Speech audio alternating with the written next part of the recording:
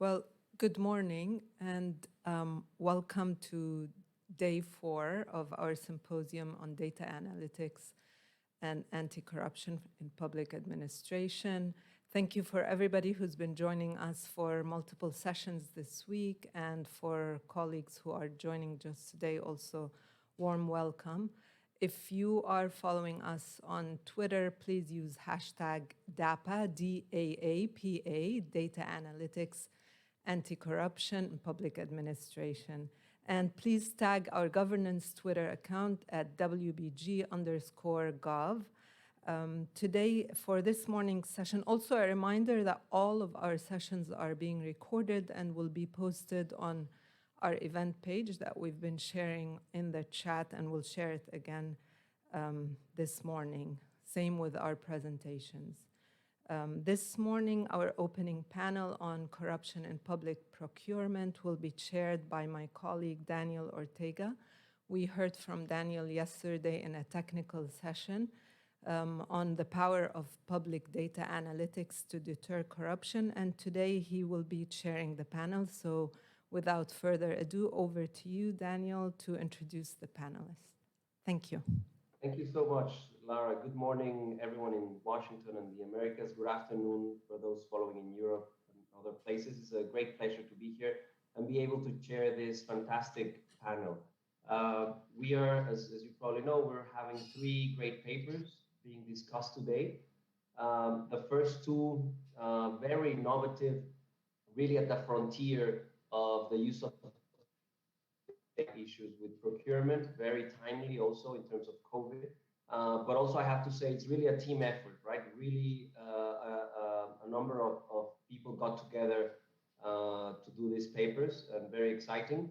And the third paper in Brazil, trying to unpack some of the well-known audits and gathering new and fascinating information of how this works. We also are delighted to have 2 fantastic discussants. My colleague, Knut Leopold, lead procurement specialist, probably nobody better than him to comment on these papers. Vast experience across the globe and with the government as well. And Assistant Professor Marko Klaśniak from Georgetown University, focusing on democratic politics, inequality. So wonderful to hear them also, their reactions.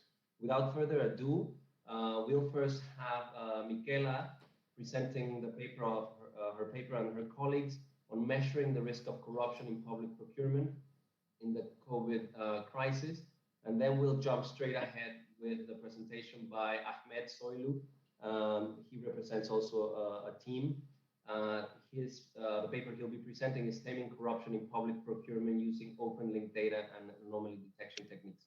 We'll then have Knut's discussion, and then we'll move towards the third paper on Brazil and Marco's comments. So thank you so much. Please, Michela, all yours. Appreciate it. Thank you very much for your presentation. Let me share the screen. Can you see my screen? Yes, we can. Okay. So thank you again. I'm very pleased to have this opportunity today to present and discuss together our joint work. This is the joint work, as you just said. So, right, the title of this presentation identifies the key objective of our work, which is a measurement or an ongoing measurement of the risk of corruption in public procurement in the current COVID global emergency. So the 2 keywords in the title concurring to frame our working field are then procurement, public procurement on one side, and COVID emergency on the other side. So let's have a look at the reasons that we chose to concentrate on these 2 aspects concurrently, at the logic behind the method that we propose, and at the data and the first results we got. I would like to stress that the work is not ended yet, and the results are not definitive, as we will see in the discussion sections of this presentation. Why did we decide to concentrate on public procurement? Why because public procurement is one of the government activities most vulnerable to corruption due to a number of concomitant reasons and factors. And of course, as we all know, corruption in public procurement has also huge costs, direct and indirect costs in terms not only of loss of public funds, but also in terms of distortion of competition, limited market access, and reduced business appetite for investors. And why did we decide to concentrate on the COVID-19 pandemic? Well, essentially because the COVID-19 pandemic exceptionally increased the risk of corruption in public procurement. Why? Well, the pandemic introduced a radically different purchasing environment, never experienced before by governments and public bodies. This exceptional increase in the demand of specific medicines and personal protective products on one side, and the shortage of supply for the same products on the other, increased terribly competition among public buyers. And in this new purchasing environment, the bargaining powers of the public and the private sectors have completely upturned. So the demand-driven approach, which is typical of procurement systems in normal circumstances, where basically public buyers can choose among many competing suppliers, has reversed to a supplier-driven approach, where thousands of contracting authorities competed to get the same specific products produced by a few companies. As a consequence of this new purchasing environment, the opportunities for corruption in public procurement have exceptionally increased because countries around the world have adopted various emergency measures. And by taking these measures, states have ended up relaxing corruption safeguards by trading compliance, oversight, and accountability for speed and the rapid achievement of essential goods. So measuring the risk of corruption in public procurement is crucial today. I would say perhaps more crucial today than yesterday. But unfortunately, because the nature of the current crisis is, as we have just seen, different from any other previous emergency, the reproduction of previous solutions from past crises appear limited. And most importantly, to the objective of our work, the assessment of the risk of corruption in the present pandemic cannot be effectively performed by relying on the classic and scientifically recognized red flag indicators, such as the single offer indicator or the exceptional procedure indicator, for the main reason that the vast majority of the bids received a single offer and were adopted within an exceptional procedure. So we propose a new approach to identify the riskiest transactions in the public procurement process in time of pandemia. To this aim, we build on the red flag approach and so share its underlying logic, but develop a new pool of single red flags. And in so doing, I must admit that we took Fonseca's suggestions very seriously and tried to mix our technical competencies in data mining and statistics with a bit of imagination, of let's say creative reasoning. I jump this slide and go straight to the logic behind the proposed method. So the approach we propose follows over time the combined behavior of private companies that after the COVID-19 were awarded public contracts in the health sector much more frequently than in the pre-COVID period. And after the COVID-19 period were awarded contract much higher in economic value than in the pre-COVID period. So to investigate these two conditions, we need to examine and compare for each company and respectively two proportions of awarded public contracts based on the contract object before and after the COVID-19, N2 means, that is the average economic value of the awarded contracts before and after the COVID-19. So let's consider the first of these two measures, the proportion of awarded contracts in the health sector out of the total number of awarded contracts for each company. The numerator of this proportion is made of contracts coded with CPV 33, where the label CPV stands for Common Procurement Vocabulary, which is a taxonomy of sectors which identifies products such as gloves, masks, production of gloves, masks, as in our application. So the idea here is to compare these two proportions, and more precisely to assess if the post-COVID proportion is greater than the pre-COVID proportion, and to what extent, based on statistical testing. The basic assumption here is that when a company wins contracts in the health sector with exactly or approximately the same frequency before and after the COVID, and so the difference between these two proportions is zero, then we have no or low risk, because the company behaves in the same way before and after the COVID-19. The more a company deviates from this condition, the higher the risk of corruption, because the company behavior after the COVID-19 systematically diverges from its, let's say, historic behavior. Similar considerations apply when we account for the economic value of the contracts before and after the COVID-19. So a hypothetical situation identifying a company winning contracts in the health sector with the same or approximately the same economic value before and after the COVID-19 detects a condition of no or low risk. So let's consider again the first of these two measures, the proportion of contracts in the health sector before and after the COVID-19. For any company, we can construct a cross-tabulation like this, where N identifies the total number of contracts won, split in N1 dot and N2 dot when those contracts are won in the pre-COVID and post-COVID period, respectively, and N12 and N22 to identify the contracts won in the health sectors. So the proportions of interest are reported on the right-hand side of this slide and are obtained as ratios, as you can see. In general, we are interested in assessing the independence of these two measures, of these two proportions. So to do that, we can use a range of possible measures. The first and the most intuitive, I would say, is the difference between the two proportions, so which is called risk difference. But of course, there are also other measures such as the relative risk and the odds ratio.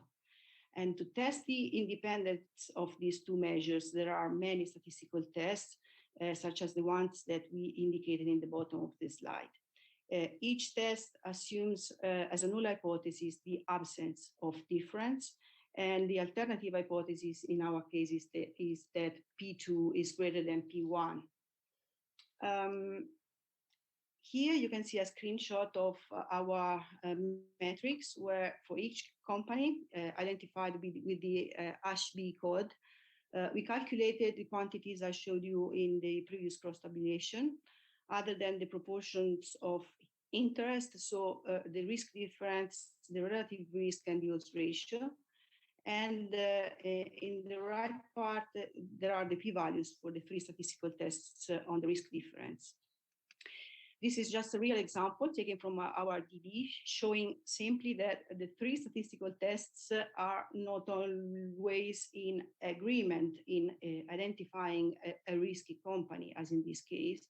Of course, the higher the agreement between tests, the stronger the conclusions we draw. Let's go ahead to the second measure, the economic value of awarded contracts.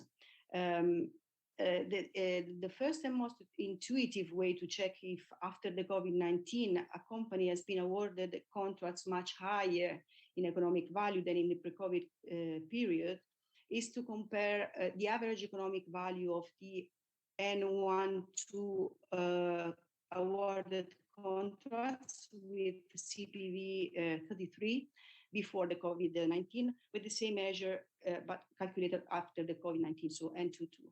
However, as relying on the mean economic values can flatten the analysis and the comparison, we decided to work with the median economic values and to rely on an appropriate test, such as the Wilcoxon test. A further way to check if after the COVID-19 a company has been awarded contracts much higher in economic value than in the previous pre-COVID period is to compare the weighted proportions of the contract economic value before the COVID with EV1 and after the COVID-19 with EV2. So EV1 is the ratio between the total economic value of the contracts coded with CPV 33 out of the total economic value of the contracts won before the COVID-19, and EV2 is the same measure but calculated after the COVID-19. The data we use are the Italian database of public procurement, which is an open data source made available recently by the ANAC, the Italian Anti-Corruption Authority, which contains data on all public procurement procedures. As in the the integration of this database through the platform contrattipubblici.org by Synapta, which contains information on participants and, above all, winners. Missing CPVs were inferred using machine learning techniques, and overall, over 1 million of companies have been analyzed in this study, and over 70 million of awarded contracts over the period going from January 2013 to September 2021. So let's see the main results as regard the first of our measures, the risk difference. Of course, the premise is that the risk difference cannot be computed any time there are no contracts won before or after the COVID-19 crisis, and anytime there are no contracts won with CPV 33 after and before the COVID-19. Also, a company with P1 greater than P2, so a company for which we observe a pre-COVID proportion greater than the post-COVID proportion, is considered a non-at-risk company, and so it is excluded from our analysis. Overall, then, the risk difference is computed for over 10,000 companies, and the Fisher exact test is significant for around 14 of them for these companies. So we observe a significant greater proportion of awarded contracts in CPV 33 after the COVID-19 with respect to the same proportion before the COVID. And let's see the main results for the difference between median economic values. Overall, this measure is computed for more than 4,000 companies, and the Wilcoxon test is significant for around 16 of them. For these companies, then we observe a significant greater median economic value of awarded contracts coded with CPV 33 after the COVID-19 crisis with respect to that occurred before the COVID.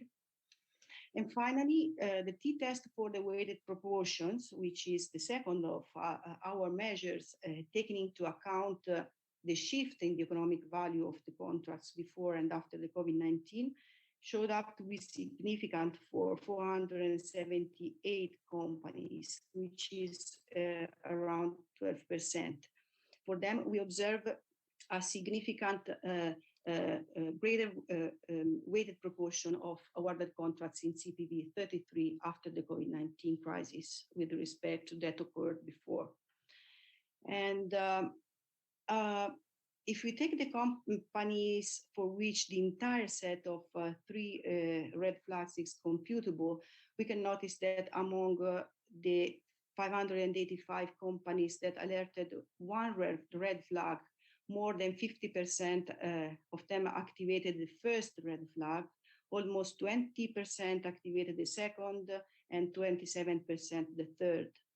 Among the companies for which 2 red flags got activated, you see 2 out of 3 of them activated the first and the third red flag, while 55 companies activated each of the 3 proposed red flags.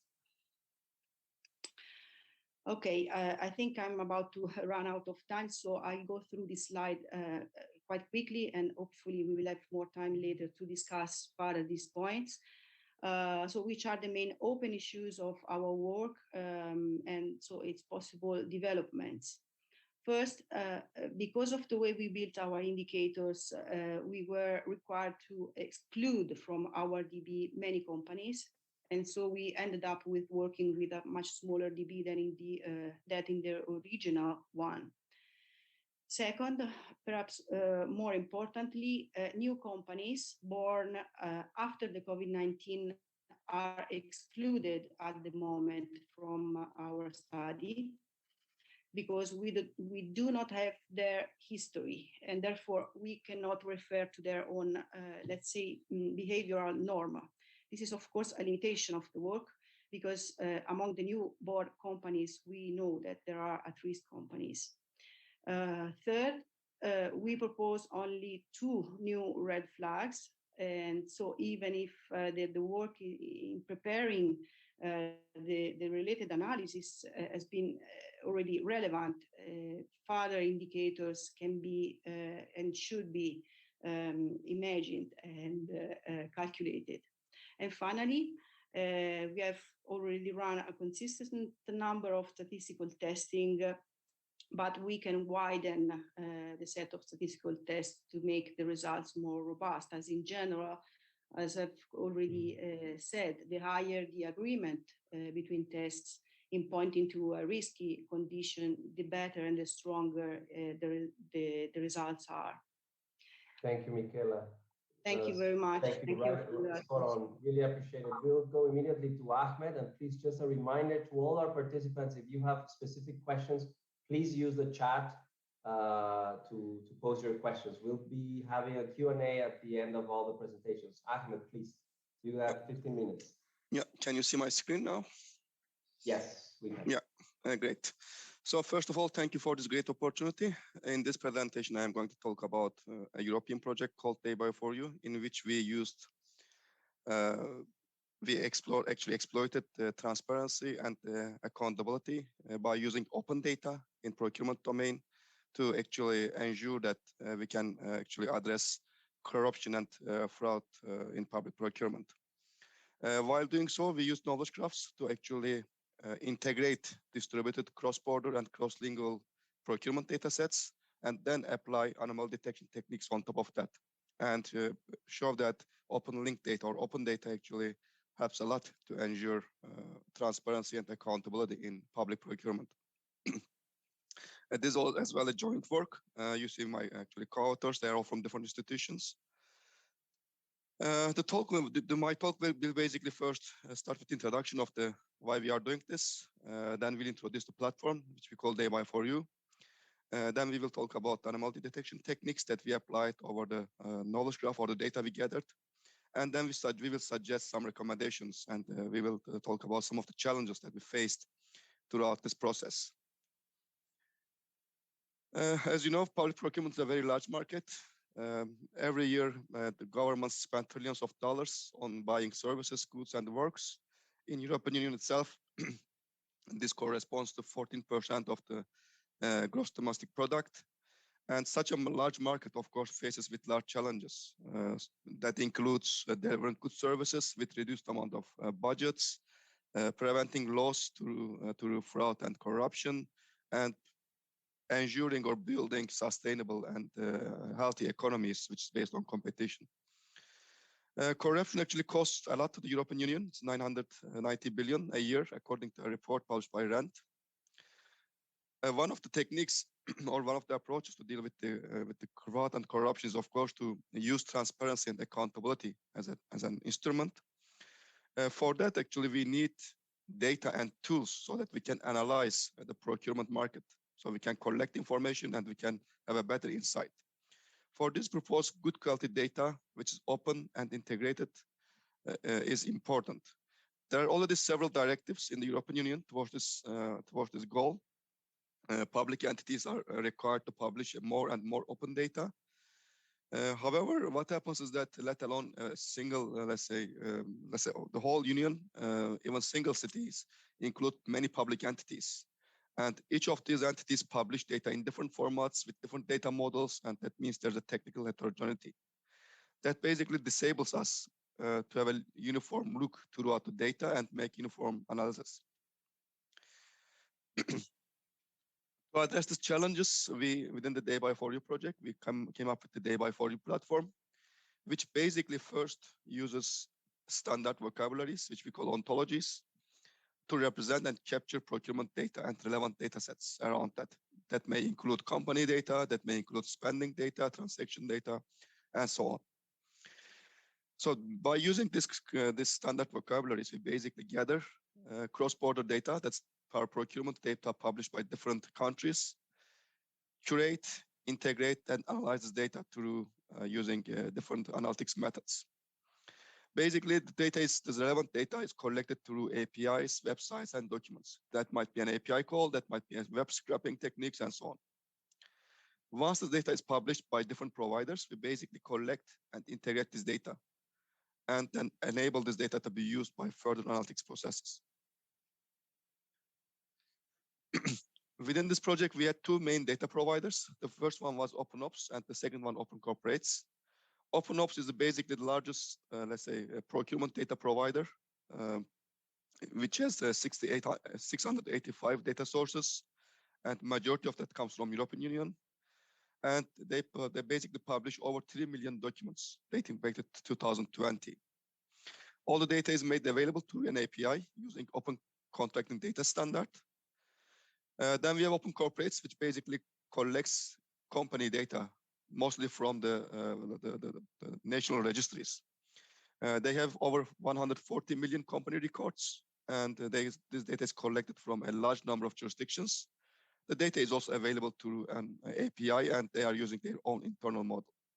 Both OpenOps and Open Corporates were involved in this project as project partners, so they provided data to us.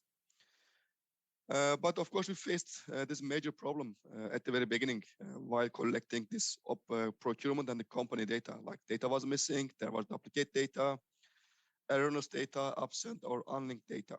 So each of these providers went through their internal routines to use different techniques to actually improve the data quality, enhance the data, for example, annotating data with the CPV codes and so on.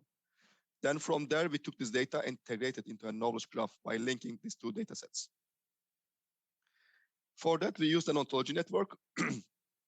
For representing the procurement data, we developed an ontology based on the OCDS, which basically captures all the whole process or the whole life cycle for a procurement process, which includes tender, award, contracting, and organization, and so on. Then for capturing the company information, we used an ontology. We developed an ontology for business for representing company information. That basically included like the location, people involved, membership, roles, and so on. Then we use these two ontologies to actually merge the data sets. This is how actually architecture works. On both sides, you see like the company and the kind of procurement data coming. For procurement data, we use mostly web scraping. So we can actually scrape procurement notices from the websites of the national portals. And from the company, it is mostly the national registries. Data has been cleaned and enriched and then mapped to the internal structures of these data collectors. Once data was available, we basically used the APIs to get the data and map them to these common ontologies.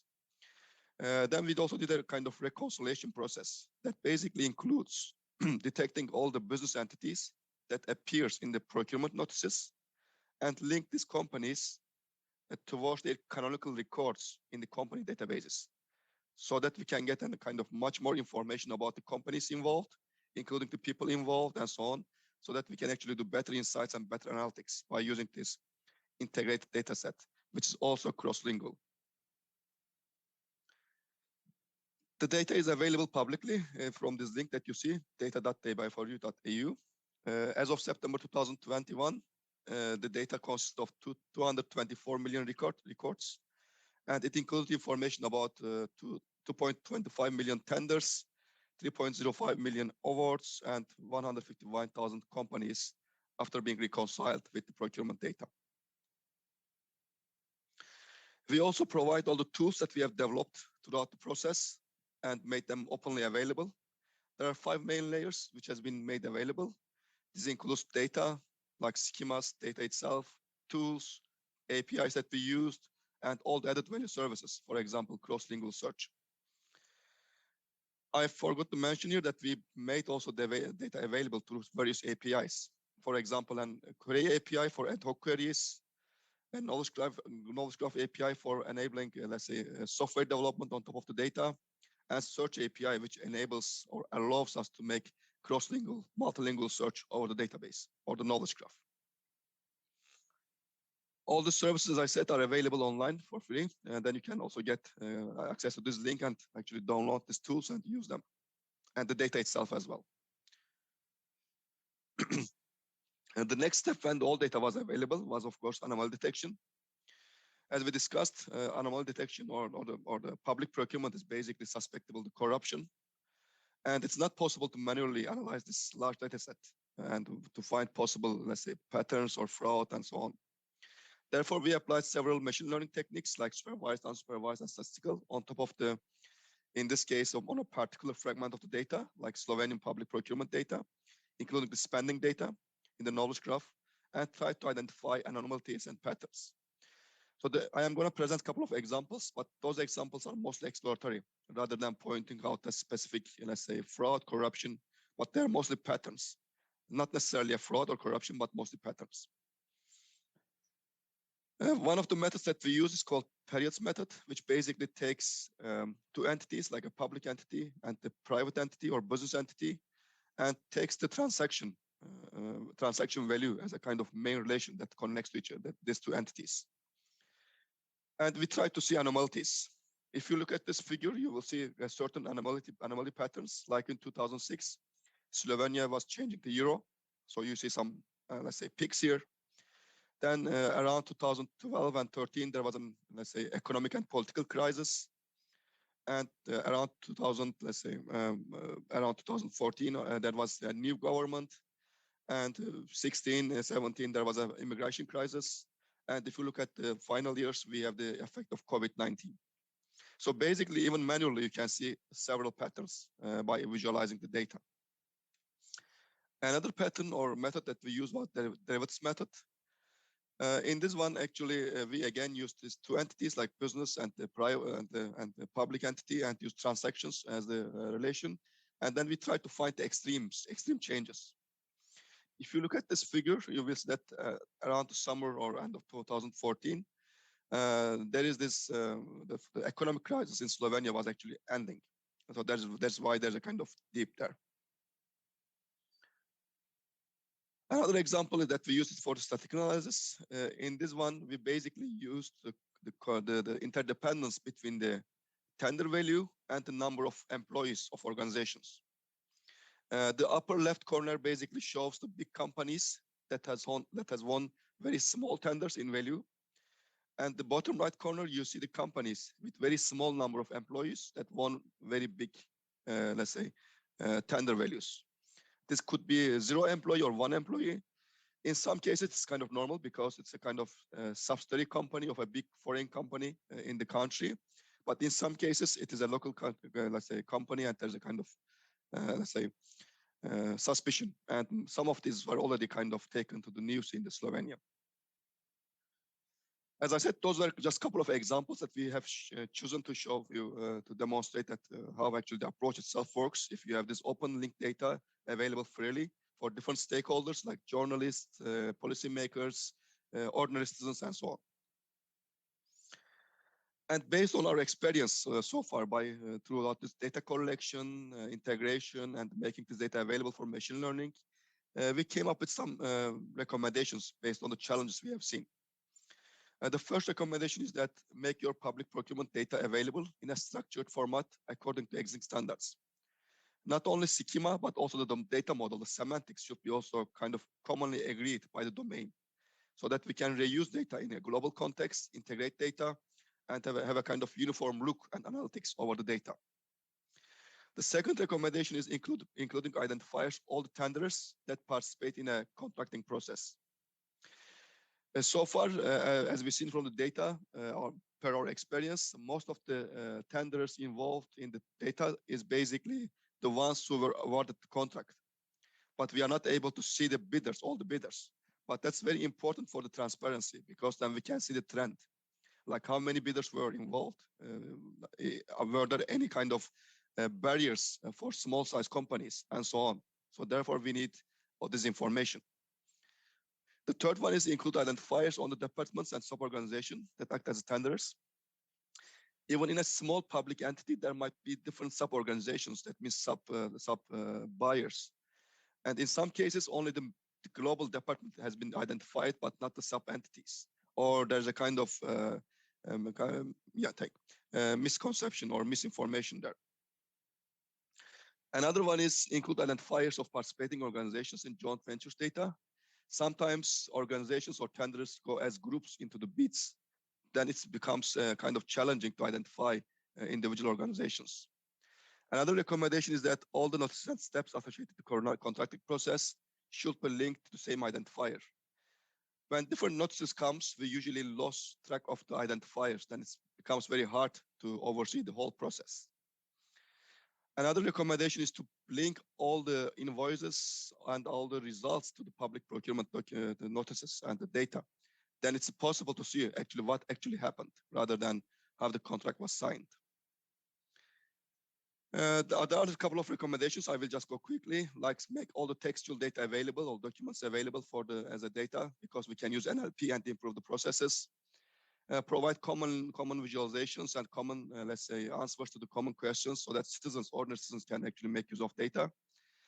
And use your own public procurement data internally, so that its quality improves and you can share better quality data. As I said, people don't have to use these tools and the ontologies per se, but it's a kind of best practice and a kind of nice experience that we can share and others can adopt in the domain. Yeah, thank you very much. Thank you very much, Ahmed. Great presentation and right on time. So I would like to invite my colleague from the World Bank, Knut. He'll provide comments to both presentations. And again, please, for all participants, Michaela and Ahmed, they're ready to answer your questions. Please post them in chat. Much really appreciated. Please, over to you. Thank you. Thank you very much, Daniel. I hope you can hear me. Good morning and good afternoon to everyone. And I would like to thank the organizers for this opportunity to be part of this important discussion. I think it's very important, and I would also like to thank Michaela and Ahmed for their excellent presentations. I couldn't agree more on, like both presentations pointed out, that public procurement is really one of the most vulnerable things to corruption.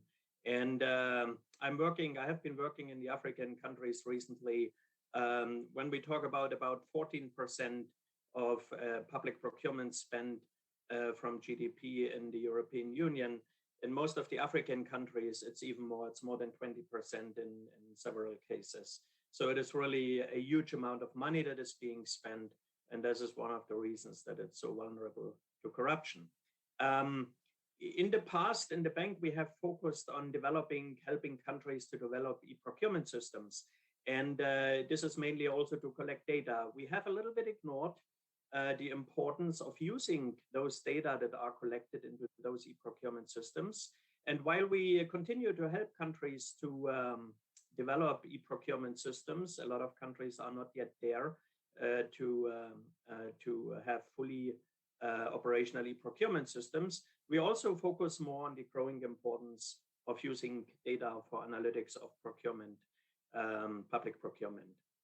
Now, on the measuring the risk of corruption in public procurement in the current COVID global emergency and Michaela's presentation, very good presentation. And guess what? When the whole COVID-19 pandemic started in public procurement, there was a thought, okay, this is really serious, this is about getting products and supplies in order to help save lives. And this is about health, about life and death.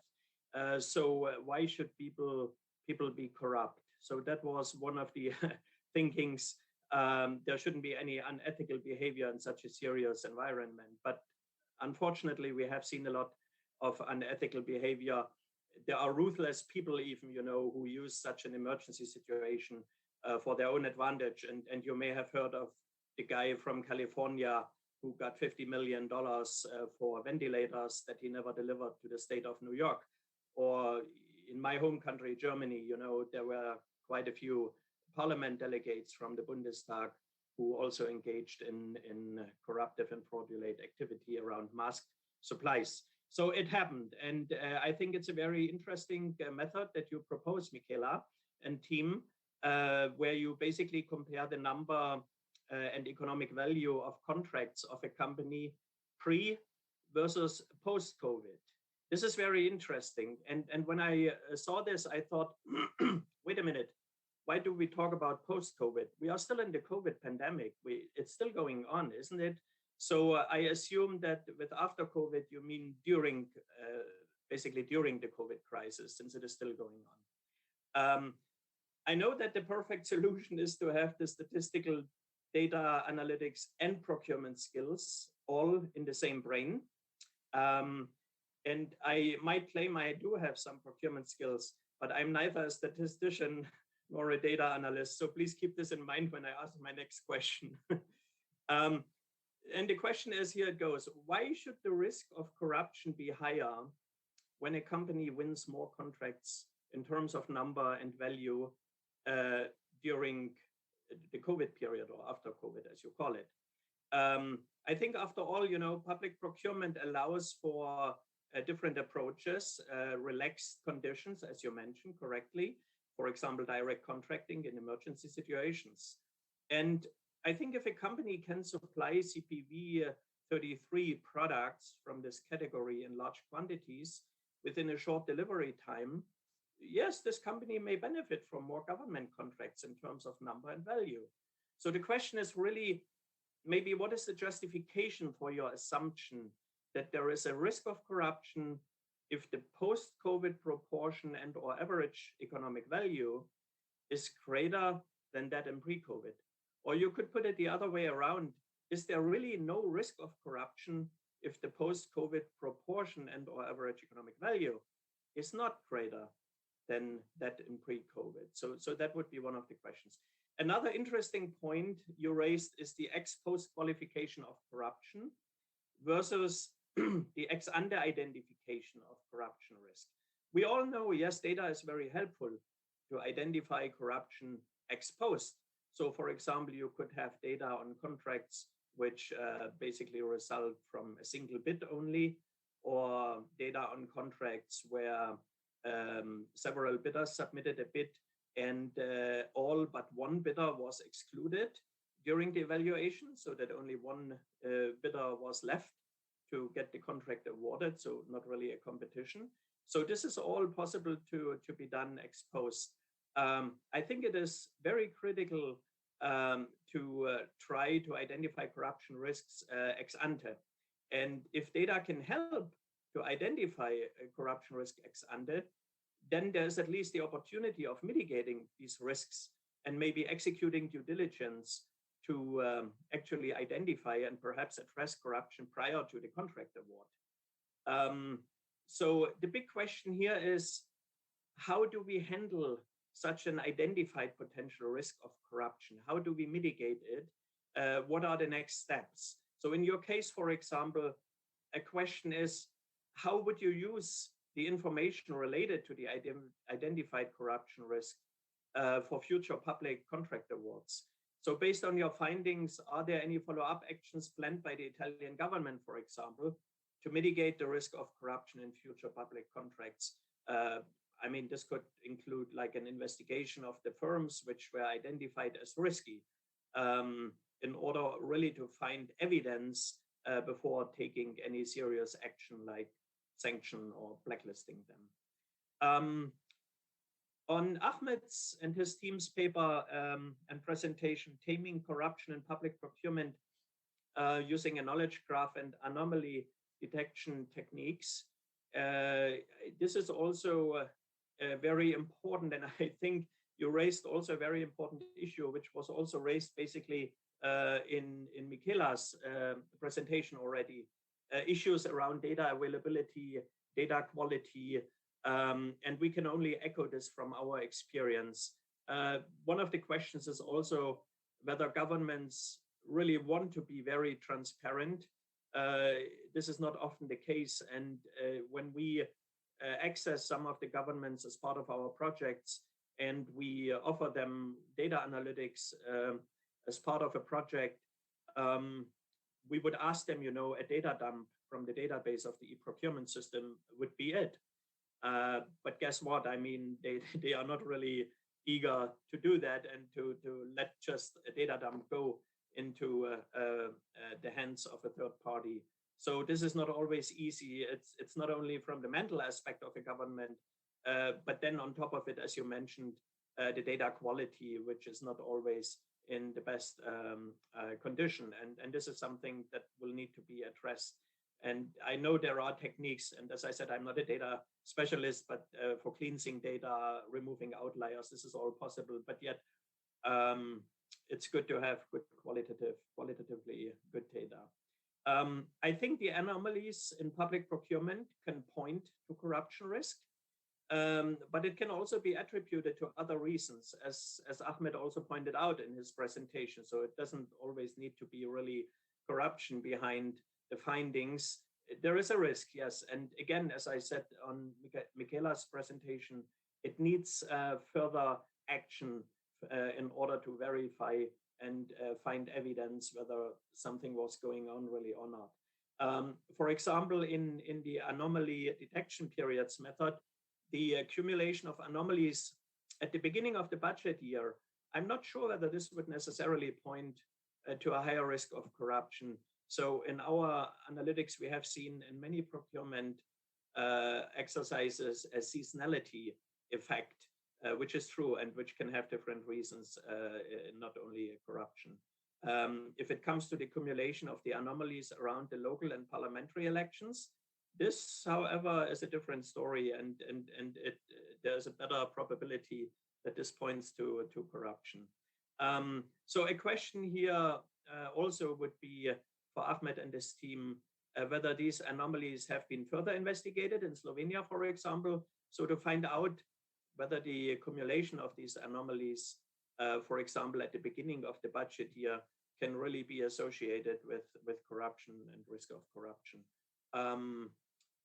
Yeah, and you mentioned already, I think in your paper also, that such cases need further manual investigation. So that's always the tricky part. You can use methodologies in data analytics to identify risks of corruption, but then yes, you can mitigate the corruption. But if you have some pointers that there is a risk of corruption, can you still prove this? Can you still avoid the worst before you award a contract, for example? Lastly, I think there were some good recommendations. That's very important to improve data quality, as I already said, and also the availability, I think, in a format which can be used for data analytics. And this is something we also have seen in many procurement systems where, for example, it's just the bits are just uploaded in Word format or PDF format. And yes, there may be technologies, even artificial intelligence, to scrap data, but it's also easy to have an e-procurement system which collects the data in the right format, machine-readable format, which collects, for example, unit prices that can be compared not only for identifying risk of corruption, but perhaps also for identifying future efficiency gains out of these data. I think that's it from my side. It's a very interesting discussion. Unfortunately, we don't have much time. I hope I didn't take too much. Thank you so much again, and I'll be available and stay in the meeting. Thank you. Thank you, Knut, for those comments, and we'll park the answers for the Q&A. We have a tight schedule, so over to Galileo Kim for his presentation on Brazil. We'll come back to Marco's comments and a general Q&A after the presentation. So over to you, Galileo, please. Thank you. How do I share my slides? Is it already on? Oh, okay. Can everyone see my slides? No. No.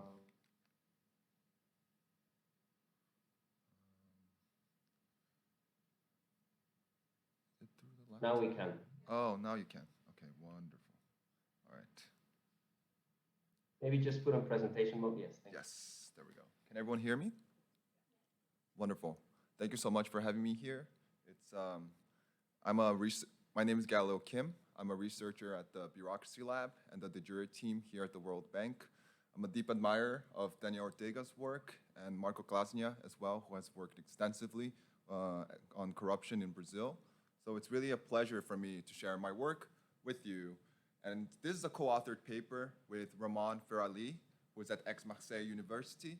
And basically the question here is how to reduce bureaucratic corruption, unpacking Brazilian anti-corruption audits. So what is the motivation for this paper? Anti-corruption audits, we know, are relatively effective against corrupt politicians. We have extensive evidence that electoral and legal sanctions do work against politicians. There's a huge body of work pioneered by Ferraz and Finan, who have documented that corrupt politicians, when they're found out to be corrupt by these audits in Brazil, they are unable to get themselves reelected. And in the second paper, they show that basically the mechanism is they're very afraid of legal sanctions that may happen to them as a result. But that's only looking at politicians, right? We know that audits can only be effective in reducing corruption if they deter both politicians and bureaucrats who are responsible for managing these resources, right? But the effect on bureaucrats is unclear, right? There are clear that perhaps bureaucrats and politicians share a common fate, but there are clear differences in career structures. Politicians are elected for a limited term, while bureaucrats themselves are appointed in theory for lifelong tenure.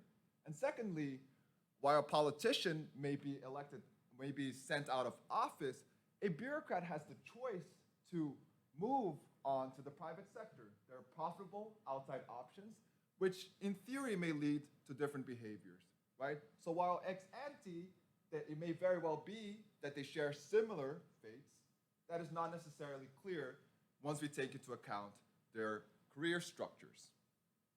So how are bureaucrats' career choices shaped by anti-corruption policies? We consider a hard case with good data, municipal corruption in Brazil, where we know that audits are known to sanction corrupt politicians. And we use a panel of over 40,000 municipal bureaucrats over 10 years of randomized audits. Using the randomized nature of these audits, we can estimate causal effects. And we find no prima facie evidence of effectiveness. Corrupt bureaucrats, do not get dismissed after an audit. And even when the mayor is in difficulty, so their hiring managers, who are these mayors who are found to be corrupt and who Ferraz and Finan show that get booted out of office, nothing actually happens to these bureaucrats. Now, so what's going on? Reduced form estimations and just looking at the impact of these audits may not be enough. So we introduce a theory that show that audits can have both disciplining and ex post effects. Ex post effects are what happens after the audits. So basically what we estimate in reduced form.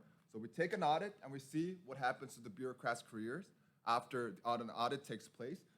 But we know, and this is an important component of this paper, that bureaucrats know that this policy exists, right? They know that they're susceptible to audits taking place. So we don't have a perfect experiment in many ways. What we have is the shadow of the future and bureaucrats considering this future when they make their choices with respect to behavior, right? Not only do we provide a new theory, we take this theory to the data. We use structural estimation to solve a hard problem. We have unobservable effects, right? Disciplining effects, we can't really measure them just by looking at previous behavior. right? And through that, we actually estimate those disciplining effects through the application of theory to very rich granular data. We link outcomes to mechanisms, and we show that audits have little effect ex post because they have little bite. This is part of what we do when we unpack these audits. We just don't take audits like as the simple thing, but we decompose it into different channels and how they may affect the behavior of these bureaucrats. Finally, what we also do is that using structural estimation, we can actually change the parameters that are governing the behavior of these bureaucrats and estimate changes in behavior in equilibrium. And what we find is, even if audits were as good as best in class, corruption would not really drop significantly. An outline for the presentation today. First, I will give you a little bit of overview about the context and data. Then we're gonna go to the reduced form findings, where we show that audits have no ex post effects. Third, we're gonna talk a little bit about the theory, and I'm gonna give you an overview about how these choices of the bureaucrats take place. Finally, we're gonna go through the structural estimation, and then we're gonna conclude.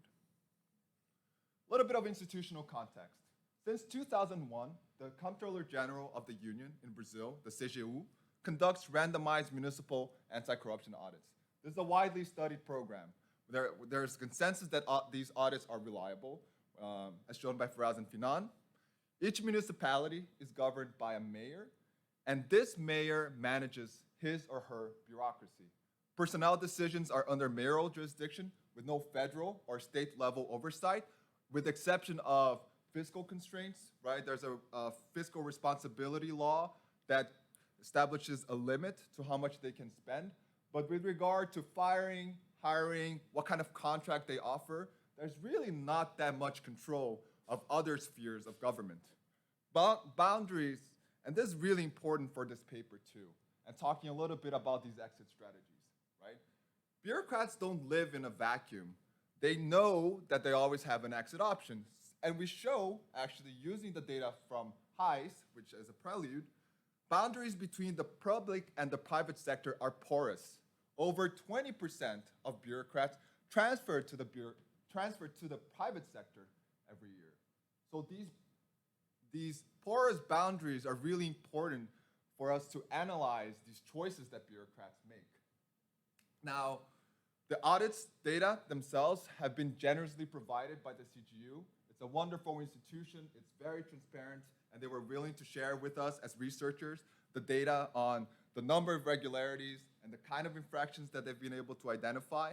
There are 4 different measures of corruption that we use in this paper: the number of faults, the number of severe faults, normalized by the amount audited as well. So we end up having 4 different measures. We divide these municipalities in different types. We use these terciles, where they have a low corruption, moderate corruption, and high corruption. Now, what we also combine is really important as well, this integration of data. We don't stop at audits. We also look at personnel. And this personnel data is micro-level employment data provided by the Department of Labor in the Ministry of Finance in Brazil, where we can actually follow the trajectories of all these different bureaucrats, whether they're in the public sector, whether they go to the private sector as well, what kind of compensation they earn as well. Finally, the last data set is provided by the Institute of Brazilian Geography and Statistics, is the MUNIC, and it's a self-reported measure of good management practices that we construct. And we basically provide account of governance practices for these different municipalities. Now, let's go to the reduced form estimation. Audits are randomized, so we can compare audited municipalities to municipalities that have not been audited yet, and consider the number of departures, dismissals, and management quality. Right? So on the left-hand side, we have these different outcomes. On the right-hand side, as I described before, we have the different types of these municipalities and use as a binary type. And then we also have for each municipality a dummy for TIT equals 1 for all the time periods after an audit takes place and 0 otherwise. So there's an implicit assumption here that is important to specify. Basically, the type of corruption, the corruption type of each municipality is fixed. And what we do is we basically use the audit as revealing this type, of the municipality once it takes place, and then we try to estimate whether or not that has an effect. Now, what we show here is just basically a lack of stars, right? So across the board, looking at all these different outcomes, there's simply no effect on these bureaucrats. It's important to note that here what we use are high-level bureaucrats, so people who we presume are directly appointed by these mayors. So we're not looking at people who are not necessarily very close to these mayors. Rather, we're looking at the cabinet, right? The local ministers, people who are able to make these very important decisions. And what we find is that in contrast with the Feraz and Finance finding, we find that basically audits, they do have an effect on the local elected officials. For the non-elected officials, for these bureaucrats, there's no effect at all. So what gives, right? We find that there's no observable ex post effects. And now we need to have a better story, right? We need to understand better what's going on with these audits and basically try to map out how this behavior may take place. And for that, we need theory. So how does the theory work? A bureaucrat is employed in a bureaucracy, and each time period she can do her job, or she can do her job and steal, or she can quit, right, and join the private sector. At each T, the bureaucrat knows that she can be audited with probability P, so there are certain consequences. If you get fired, if you have stolen, right, a probability Q, and then you join the private sector. However, if you have stolen and you are found, you may also get a sanction. People know that you were a corrupt bureaucrat, so you end up taking a hit in your wage, right? We also take into account improvements in management. So if an audit takes place in the period right afterwards, basically the amount of rents that you can extract from stealing are reduced. Now, so what are the results of these models? There may be disciplining effects where people don't steal and they preemptively depart. There may be ex post effects where you have a dismissal of corrupt agents and waves of departures after that takes place, or no effect at all, right? If there is no bite. So basically, what does it mean? What we're doing here, we are decomposing the effect of these audits through these different channels, right? Q, which is the probability of you being dismissed if you're found to be stolen. C, which is this effect, basically this cleaning effect that takes place after an audit happens. And K, the sanction, right? This wage penalty that may happen if you're found to be stolen afterwards.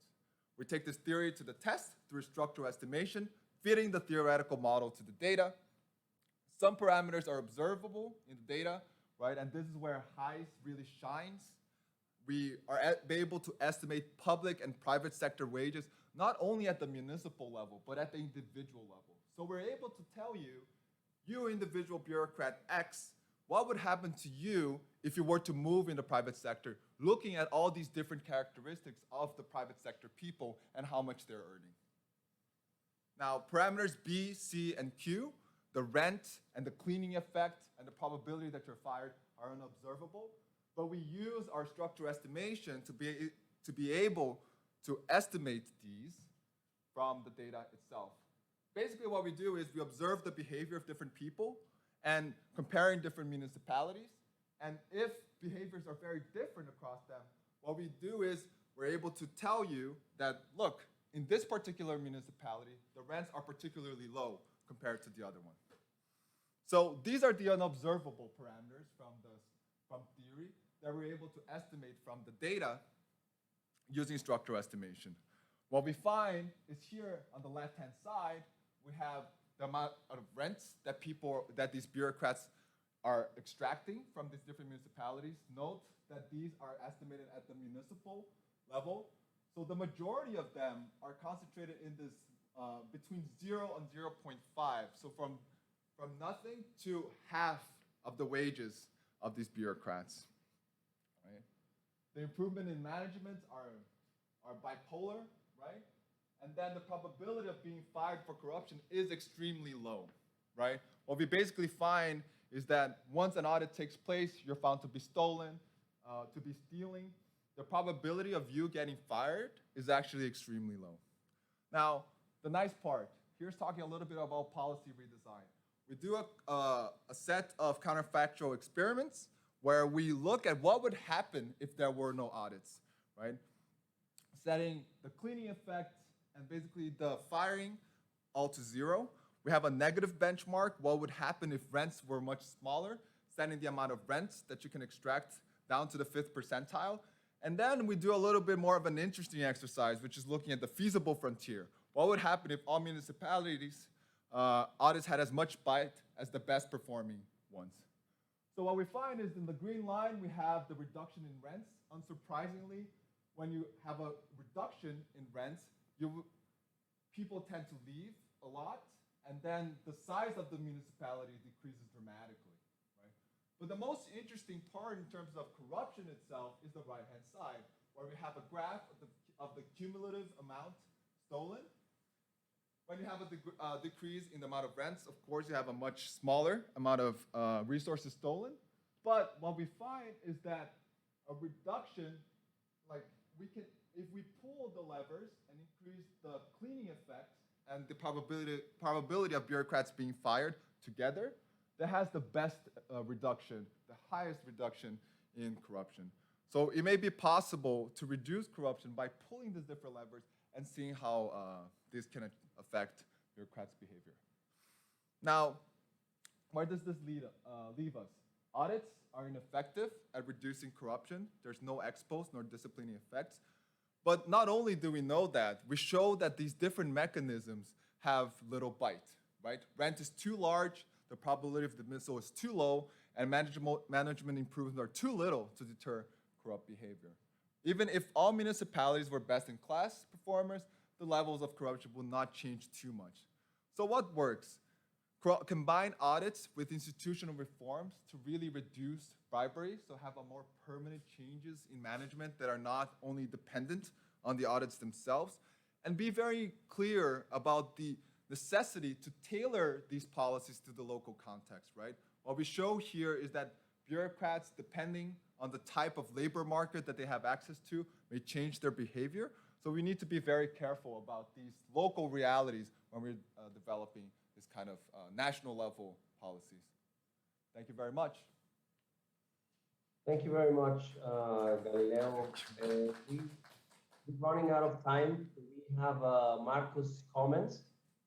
If the authors are okay, please do share your contact details if there are questions from the participants. And really, time flies when you have great papers and great presenters. So please, over to you, Marco, for your comments to Galileo's paper, and then we'll wrap up in a bit. Thank you. Thank you very much, Daniel. Can everybody hear me? Yes. Okay, great. So first of all, thanks for having me, and thank you for all the authors for their presentations. And so, as Daniel said, I'm going to comment on the paper by Roman and Galileo. And so, the paper that I received did not have the structural estimation part. So unfortunately, I won't be able to comment on that part of the presentation, although of the paper. Although I'll sort of have a few comments based on the presentation. So I'll mostly focus on the reduced form results. And so I really enjoyed reading the paper. This is important work. So as Galileo said, we know that these audits in Brazil, the very famous audits in Brazil, seem to have at least some political effects. And those political effects seem to be large enough that there is some reduction in corruption, at least based on the data from the audits themselves. But the important question that is unanswered that Galileo and Roman try to answer is sort of how exactly is it happening? What is the mechanism? And in particular, how are audits affecting bureaucracies? And so what I really love about the paper is the distinction between ex post effects and ex ante effects, so basically the deterrence effects of audits, which is something that we tend to overlook and focus on ex post effects, partly because it's it's randomized, and so it gives us a very nice way of identifying cause and effect. And also, they have collected great data on the trajectory of bureaucrat management practices, something that I was unaware of that even existed. So kudos to for collecting these data. So in terms of kind of comments and suggestions, I I really commend the authors for thinking about the bureaucratic side of things. But in doing that, I think, so in my sense, it seems that they have abstracted too much from the politics of it. And so bureaucracies, obviously bureaucrats have decisions to make, and those decisions are something that the model tries to address. But bureaucrats are ultimately subject to the decisions of politicians, right? The politicians are the ones who can fire bureaucrats. And so there's, to me, kind of a little bit of a vacuum in terms of the sort of principal-agent relationship between the politicians and the bureaucrats. And so, you know, I think I buy the results that there's no effect on bureaucrat turnover. But the question is, why is that happening? And I would imagine that at least part of the answer is that because they have political cover, right? So the mayors are not going to find it, you know, beneficial or appropriate to fire these bureaucrats. And this might be because, you know, as the author is showing the paper, there's kind of a political cycle in hiring and firing, which is sort of consistent with what we know about Brazilian bureaucracies, which is their sort of patronage-based bureaucracies, where there's a large amount of turnover if there's a change in administration. And by the way, there is one paper, and I'll send a link in the chat right now. There's a paper by a PhD candidate at the Harris School of Chicago, which sort of looks at very similar, it seems to be very similar data. I haven't read that paper, but based on the abstract and the title, and I've seen this paper recently. The findings there seem to be that politicians, once they have been found, or once the municipality has been found to have engaged in corruption through an audit, the politicians seem to strategically react to those kind of bad news and try to persuade voters to re-elect them by increasing patronage hiring in the sort of run-up to the election and after the election audit. Obviously, the timing of the audit varies, and so here the sort of story is when this happens before the elections. But it seems to me that this is a story that's relevant for the authors, and it also is potentially consistent with some of the findings that they see in the data, which is the hiring goes up, right, in response to the audit, if I remember correctly. So I think I would encourage the authors to think about if there is a role in how to integrate it into the model of sort of that kind of political economy of bureaucratic decision making vis-a-vis the audits. The second comment is, so it seems that most of the results are driven by this changes in management practices, right? And so that's really interesting. I think that's also novel. This is not something I've seen before. But it's also somewhat, I'm a little bit concerned. So the data, as the authors say, is self-reported, right? So these are self-reported changes that are reported by the municipalities themselves, right? And so one can imagine, again, a political story where there's not a lot of real change going on in practices, but there is a self-reported change, right? In the sense that, you know, they have political incentives to say that they're changing their practices if they're found out to be corrupt, but nothing much might really change in practice. And so I would like the authors to kind of dig in a little bit more into the data to tell us how much of this effect is kind of a pretend effect and how much of it is a real effect. And so one of the things that the authors do is they sort of look at the relationship between audits and electoral cycles in the hiring and firing and the dismissals and the departures of the bureaucracy, but they don't do the same for management. And so I would like to see the results for management practices, because I think that can help you differentiate whether these are kind of, you know, just sort of pretend, sort of cosmetic self-reported changes or actual changes, right? And so, for example, one of the things that we might see if these are actual changes is that the changes are going to persist across the change in the administrations. So, you know, if the mayor really doesn't get reelected, and then you have the next mayor who's reelected, whereas a cosmetic change would be more consistent with this just, you know, happening, you know, very briefly until the mayor is still trying to stay in office. And then once they're not reelected, everything goes back to the same. So anyway, kind of unpacking the management results a bit more would be useful. And then the third comment, and I know I'm running out of time. The third comment is, I'm not sure I believe that there is a private sector penalty even for bureaucrats that are found to be corrupt, or sort of in municipalities where there was corruption. And so, for example, there was a paper by Bosch and Hidalgo in Brazil looking at the effects of reelection on campaign finance and contributions and subsequent contracts to sort of supporters of politicians who are running for election. And what they find is very clear effect that, as we would imagine, is that incumbents who get reelected tend to reward their campaign contributors, right, by sort of steering public procurement contracts in their favor. And an additional sort of finding in that type of work is that the types of contributors are the sort of former insiders, right, which includes bureaucrats who might have left the bureaucracy but sort of know their way around and have sort of strong contacts. And so the authors themselves talk about kind of a revolving door in bureaucracies in Brazil.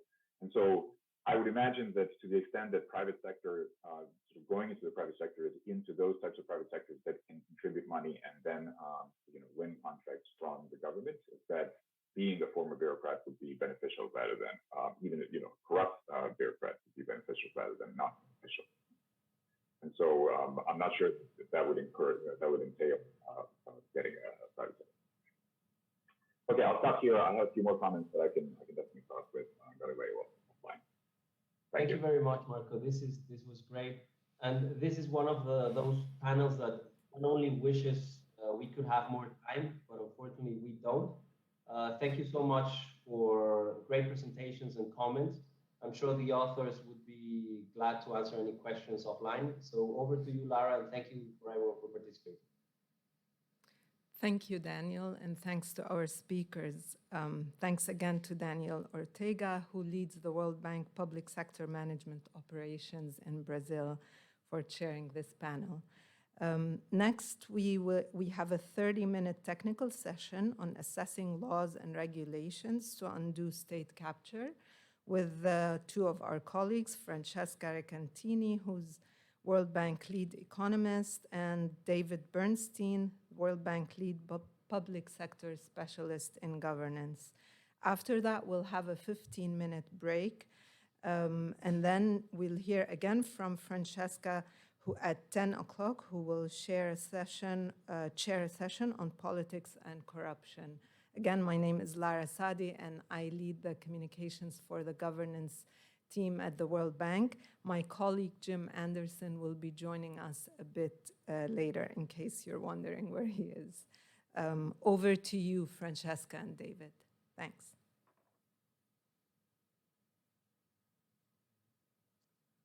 Thank you, Lara. This is Francesca Recanatini and David just connected. Let's jump into the quick presentation. So we keep the 15 minutes break at the end of this presentation. And we are going to try to do it quickly enough so that anybody that has question can actually pose some question. David, please. Sure, thanks. Just want to make sure everybody can both hear me and see the screen. Are we okay with the sharing? We can hear you. Yeah. Excellent. Okay. So as Laura said, what we want to talk to you about in this short technical session is what we call state capture or grand corruption or crony capitalism. It goes by many names, and it is something that at least within the World Bank, has become much more of an issue in many of our country programs. And we have been asked as kind of staff working on anti-corruption programs, what to do about it. And one of the things that I think Francesca and I have dedicated ourselves the last year or so to doing is to really identifying tools that a number of our bank colleagues have created and have used at different times to try to measure, assess, identify the different pathways of this state capture. So what we want to do today is just talk to you about one of those tools, kind of introduce you to some of the other ones, and at the end, the presentation will have links to some of the studies that our World Bank colleagues have conducted on this topic. So when we talk about state capture, let's start with a few definitions. Inside the bank, I think we've kind of looked at state capture in two ways. First is, I think, the way that is kind of generally accepted, if you want to call it that, which is kind of where private interests capture or gain control over the policymaking tools in government. You see this in many of the countries where kind of we talk about oligarchs and their influence, their power over policymaking and legislation.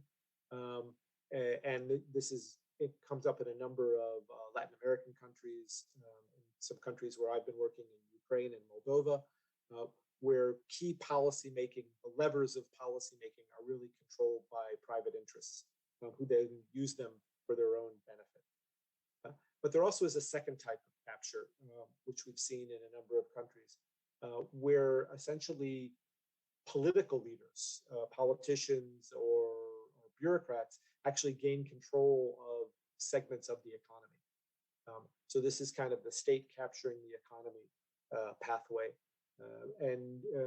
We've listed here some examples that are a bit more historical.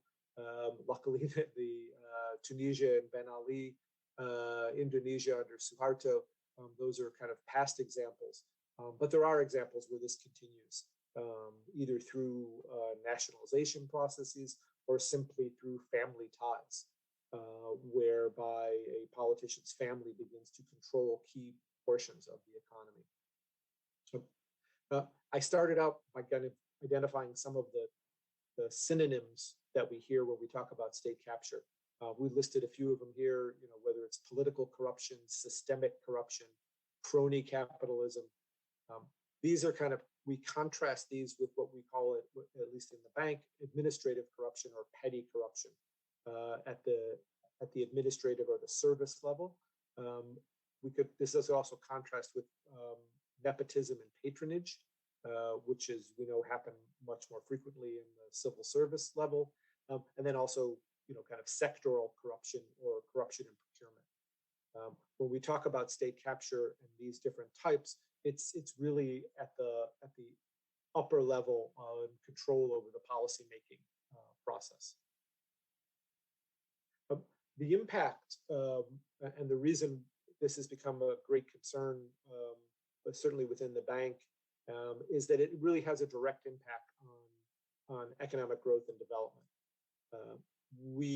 There are a number of different ways where state capture distorts the economic outcomes in a country. There's a very clear misallocation of resources when you see that procurement contracts are being directed towards friends, family of politicians, or to what we, kind of politically connected firms. You also get, when regulatory systems are being controlled, you have a barrier to entry, and you have much decreased competition in countries that are subject to capture.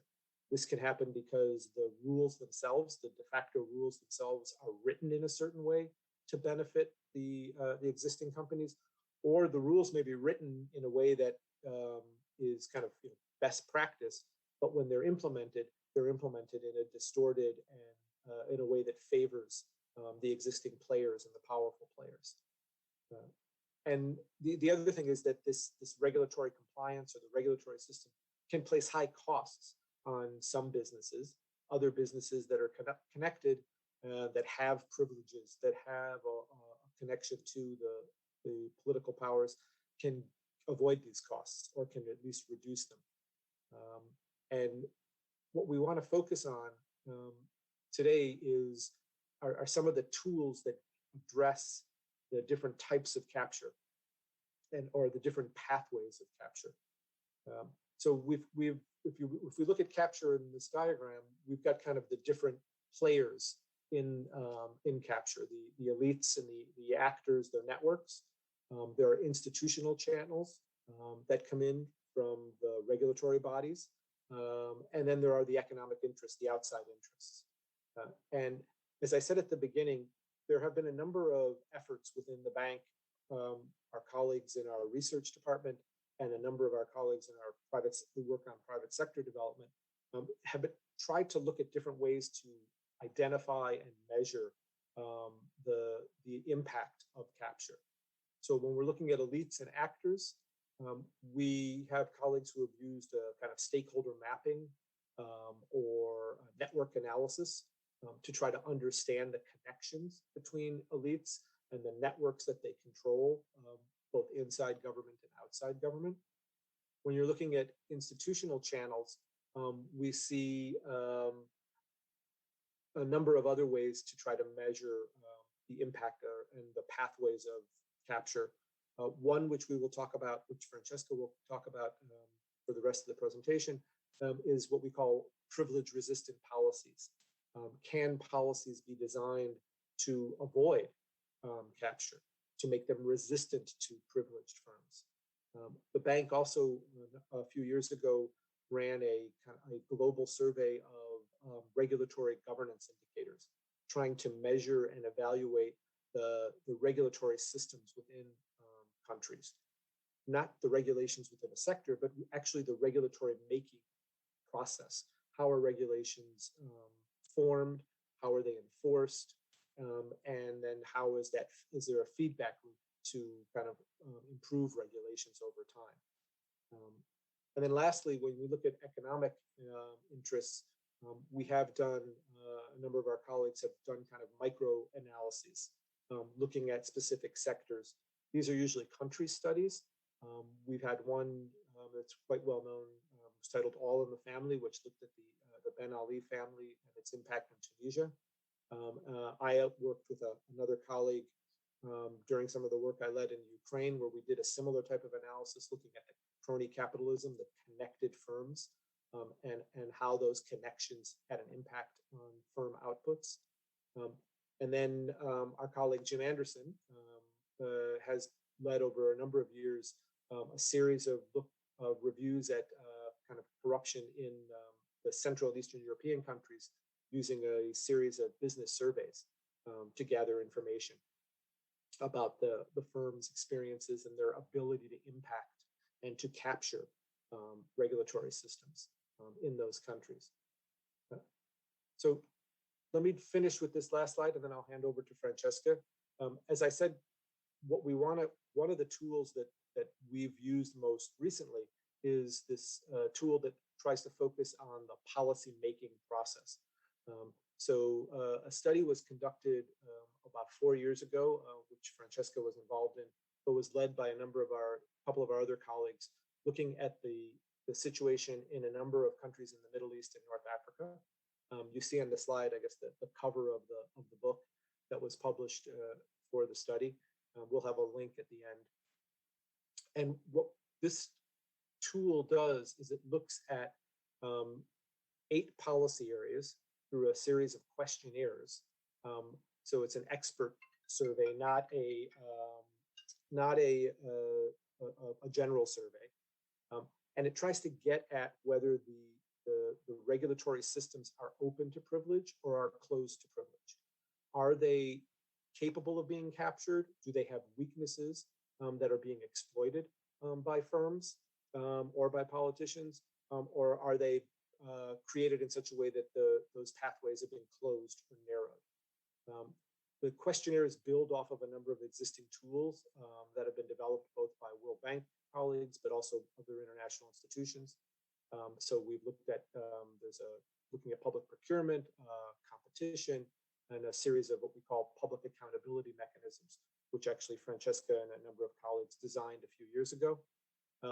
We have tried to apply this process with experts in the country, but we also work with experts inside the World Bank who work on these policy areas and know them well. So let me stop there, and Francesca, hand it over to you to talk a bit about some of the results and some of the outcomes of the use of this tool. Absolutely. Thank you, David.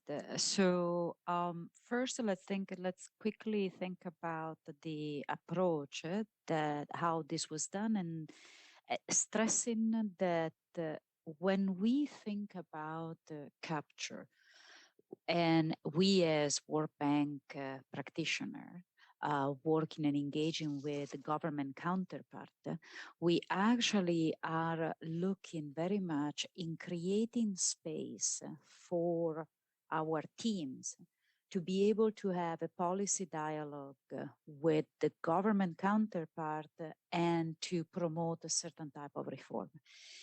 As David was suggesting at the beginning, in country where the government or there are very strong vested interests that they're capturing the government, the space to have a policy dialogue for reform is incredibly limited. So this exercise and this analysis that was carried out in this country in the Middle East, the region, was done with the hope to create space for reform, even in countries that were considered to be, the space for reform was considered to be fairly limited. Today, and this is something that I also wanted to stress, we are focusing on this specific tool just as a sample of what all the colleagues working on the governance practice have done, as David has emphasized, and how we are now trying to apply this in other regions a few years later. But as David was saying, there are many other tools that can be used depending on the demand and the space that we have. So the privilege resistant policy approach, the idea was really to understand the legal and regulatory framework present, any type, evaluate such framework, trying to understand and identify any strength, potential loopholes, weaknesses, so that to have a vision of how vested interest could capture the policy process, the design and implementation of policy through weaknesses in the legal and the regulatory framework.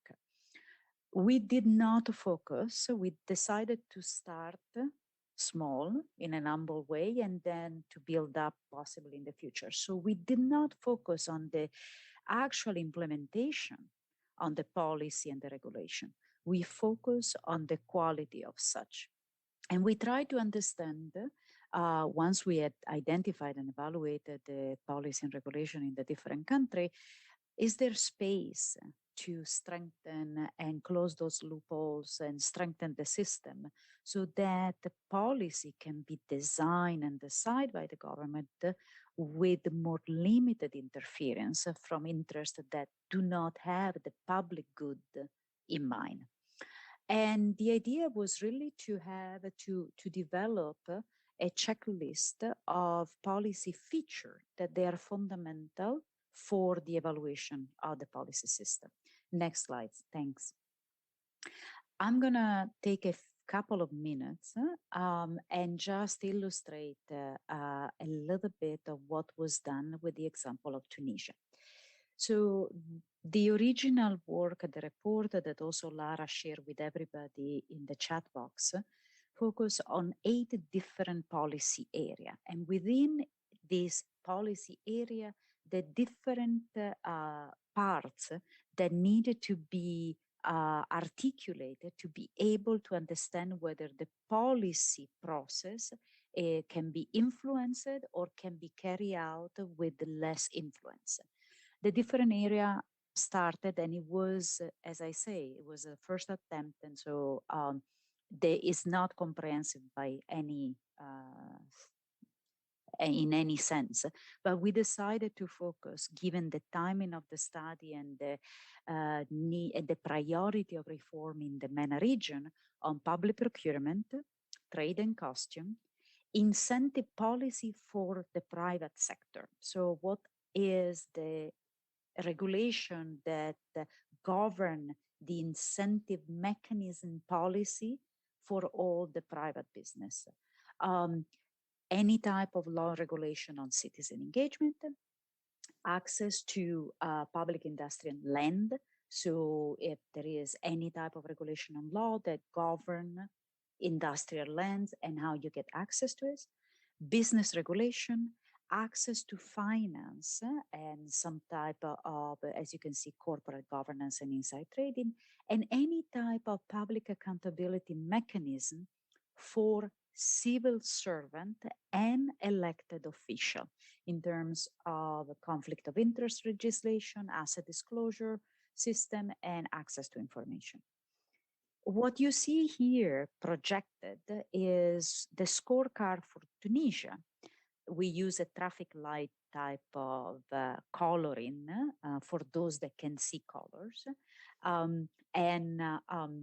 That goes from green, where laws and the regulation are well articulated and in place to reduce influence and interference from external interest, to yellow where there is some concern, some loopholes, to orange and red where the concern are very high.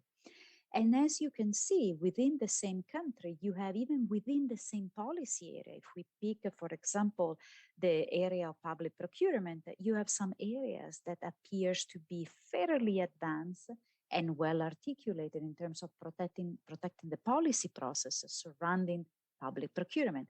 Other than instead have some limitation. And there are some apparent area and gaps in the legislation. For all the country in the initial original studies, we produced this type of scorecards. And these scorecards were then used to have a policy dialogue with government counterparts, saying some of the laws and the regulation have some area of weaknesses. Can we provide technical assistance and support to strengthen those legal and regulatory weaknesses so that then policy can be implemented? Next slide. I wanted to quickly show why we thought that it was important to focus on the laws as they are, not at the beginning, because there was through this dialogue, even in a country where policy dialogue is difficult, we were able to actually narrow down and focus the policy dialogue on specific dimension of certain policy area and certain policy dimension. And by focusing on that, we were able to establish a good working collaboration with some of this government and start small reform. Each reform in the first round then led to a ripple effect to a reform of the second generation in the second round on another related policy area or policy dimension, creating a ripple effect. There are a few cases in the report, if you're interested, where, for example, in the case of Jordan, we started with focusing on allocation of public land. And then from that, there were second round of reform that looked at that because we started with strengthening the allocation of public land, then slowly we started to support the strengthening also of public procurement and business regulation. But also we started from certain type of specific policy dimension within the allocation of public land. And then in the second round of reform, we move on to a different dimension of the policy. And this creates a slow but incremental change, even in very difficult environment. Next. So what do we do now? I'm sharing with you work that David and I have done, picking up on this specific type of approach in a completely different part of the world, in Central America. The opportunity was the preparation of our systematic country diagnostic.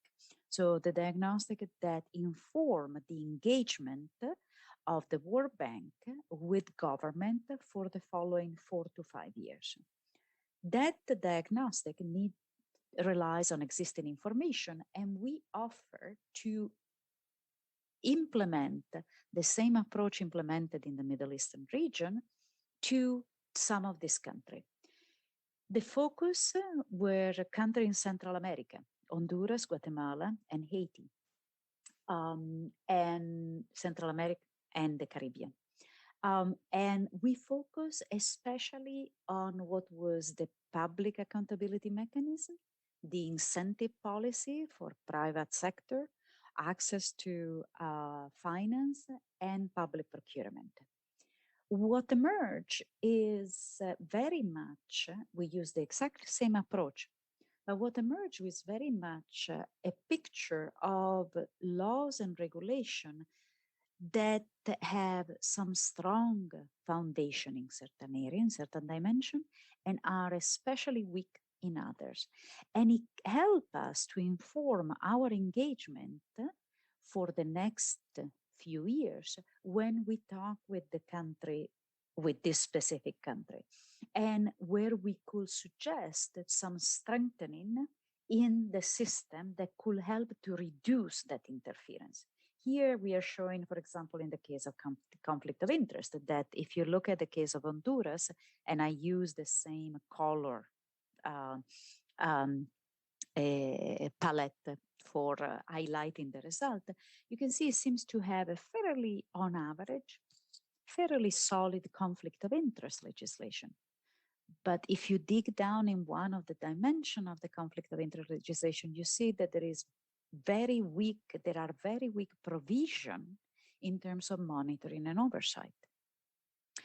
If you then instead look at a citizen engagement, you see that, and here we decided to compare Guatemala and Haiti. You see that in certain dimension, country like Guatemala have very good accessibility to the laws and the regulation existing, but there is very limited dialogue with citizens in terms of consultation when there is a policy being prepared. Impact assessment and review of the impact of the law and the regulation, making it very difficult for citizens to be part of the policy process. Next slide. So here we wanted to give you an overview of what we have done. And for sake of time, actually, let's focus on the last slide because we wanted to leave you with some reflection of what we have done and future work. A couple of reflection, and I'm sure David also will want to add. First, we are recognizing that state capture and influence of vested interest definitely have a profound impact on as a developmental constraint, and they have a profound impact in the project and in the reform that we are trying to support. And so for us, it's very important to understand in a very concrete and actionable way how we can start to erode this capture and this control that exists in some country. There is very much, as I was mentioning, the opportunity to have this systematic country diagnostic efforts. It really opened the door for us to have a conversation on being able to evaluate the laws and regulation, and also to be able to then provide some guidance on what could be our engagement and our area of focus over the next few years, because it helps us to understand where the constraints are. There is very much, and this is a point that I wanted to stress, wherever we implement this specific type of work on state capture was led and developed as a joint collaboration between the governance colleague and the financial and competitiveness team, because we felt that it was very important to work together. But when with David, we presented this work and we tried to make the case to have more engagement on state capture, many colleagues from other sectors have very much an interest in having this work done to understand what are the limits within their sector, energy, water, SOE, etc. Which brings me to one of the last points that David and I now, it's for us, our commitment going forward. We say that the original work had 8 modules developed. We realized that there are other policy areas that they are important and they can be captured, and it will be important to have a module to evaluate the regulation there. For example, state-owned enterprise regulation, human resource management, just to give you, the justice sector, just to give you some example. Those modules don't exist, and we are now trying to focus on how to develop those modules and have them implement. David, any final thoughts? Let me just end where we kind of started, and that is that the focus here has been on what are actionable ways to address what is a systemic and very large problem. Going into countries and kind of talking about a captured economy or the role of oligarchs usually doesn't, as you can imagine, doesn't get us very far. And as the bank, we're working at a technical level on sector work, on public administration reform. So the key to this tool is that it keeps the discussion and opens up the discussion at technical points in the regulatory system where we feel we can actually have an impact, where there are some actionable, some things that the bank and donors and technical assistance providers can do to begin to impact a system that is captured. So I just want to close with that, emphasizing that at least for this tool, it has become more useful for us because it creates a set of actions that we can take with governments. So let me end there. I don't know if there have been any questions, but we're happy to take any. I think we have at least a few minutes before the break. Thanks, David. I did not see any questions or comments in the chat, but we do encourage our colleagues who are connected to continue to use the chat for comments and questions, and we will make sure to pass that on to you if we don't see it there. I've shared the link to the study, but if people have any questions again on that, please make sure to post that in the chat. And actually, it is time for the break, David. So you guys finished exactly on time. Thanks so much to Francesca and David. And we have now a 15-minute break. Please do not go very far. Come back exactly at 10 for a very engaging panel on politics and corruption that Francesca Arcantini will be chairing. Thank you very much, and come back exactly at 10. Thank you. Thank you.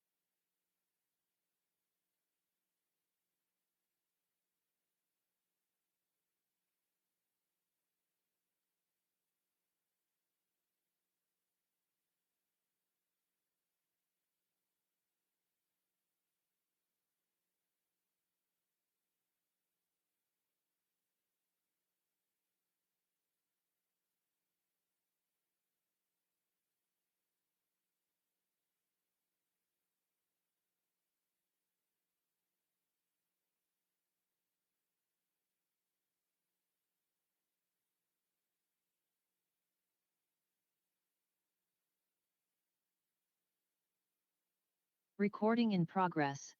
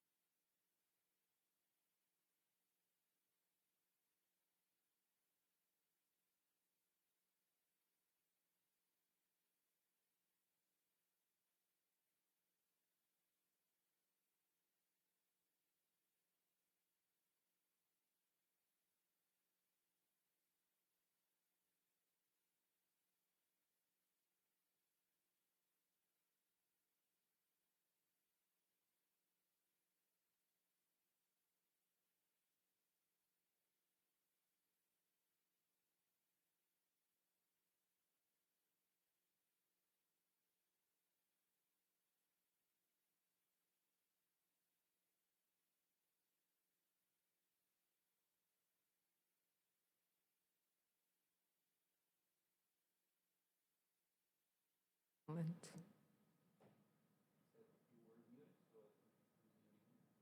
Mhm.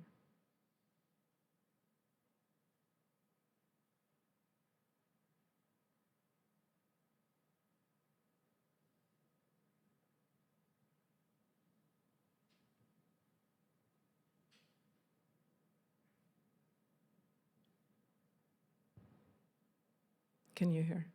Is it on? Yeah. Thanks. Thank you. Well, welcome back to our symposium on data analytics and anti-corruption in public administration.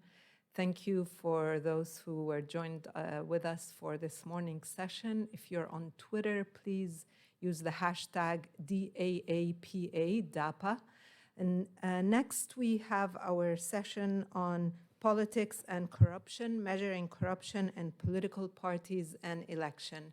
My colleague Francesca Recantini will be chairing this session. Over to you, Francesca, to introduce our speakers. Thank you very much. I hope that you can hear me well. I am sorry, I was hoping and planning to be there in the room with all of you today. Unfortunately, this was not possible. I wanted to acknowledge the fantastic and very excellent effort that the organizer have done to put together this morning that very much goes into some of the most difficult issues that we are facing. The panel that we had before that started at 8 a.m. was very much focusing on some of this issue on corruption in public procurement, but there was a strong emphasis also on the role of civil servant and politician.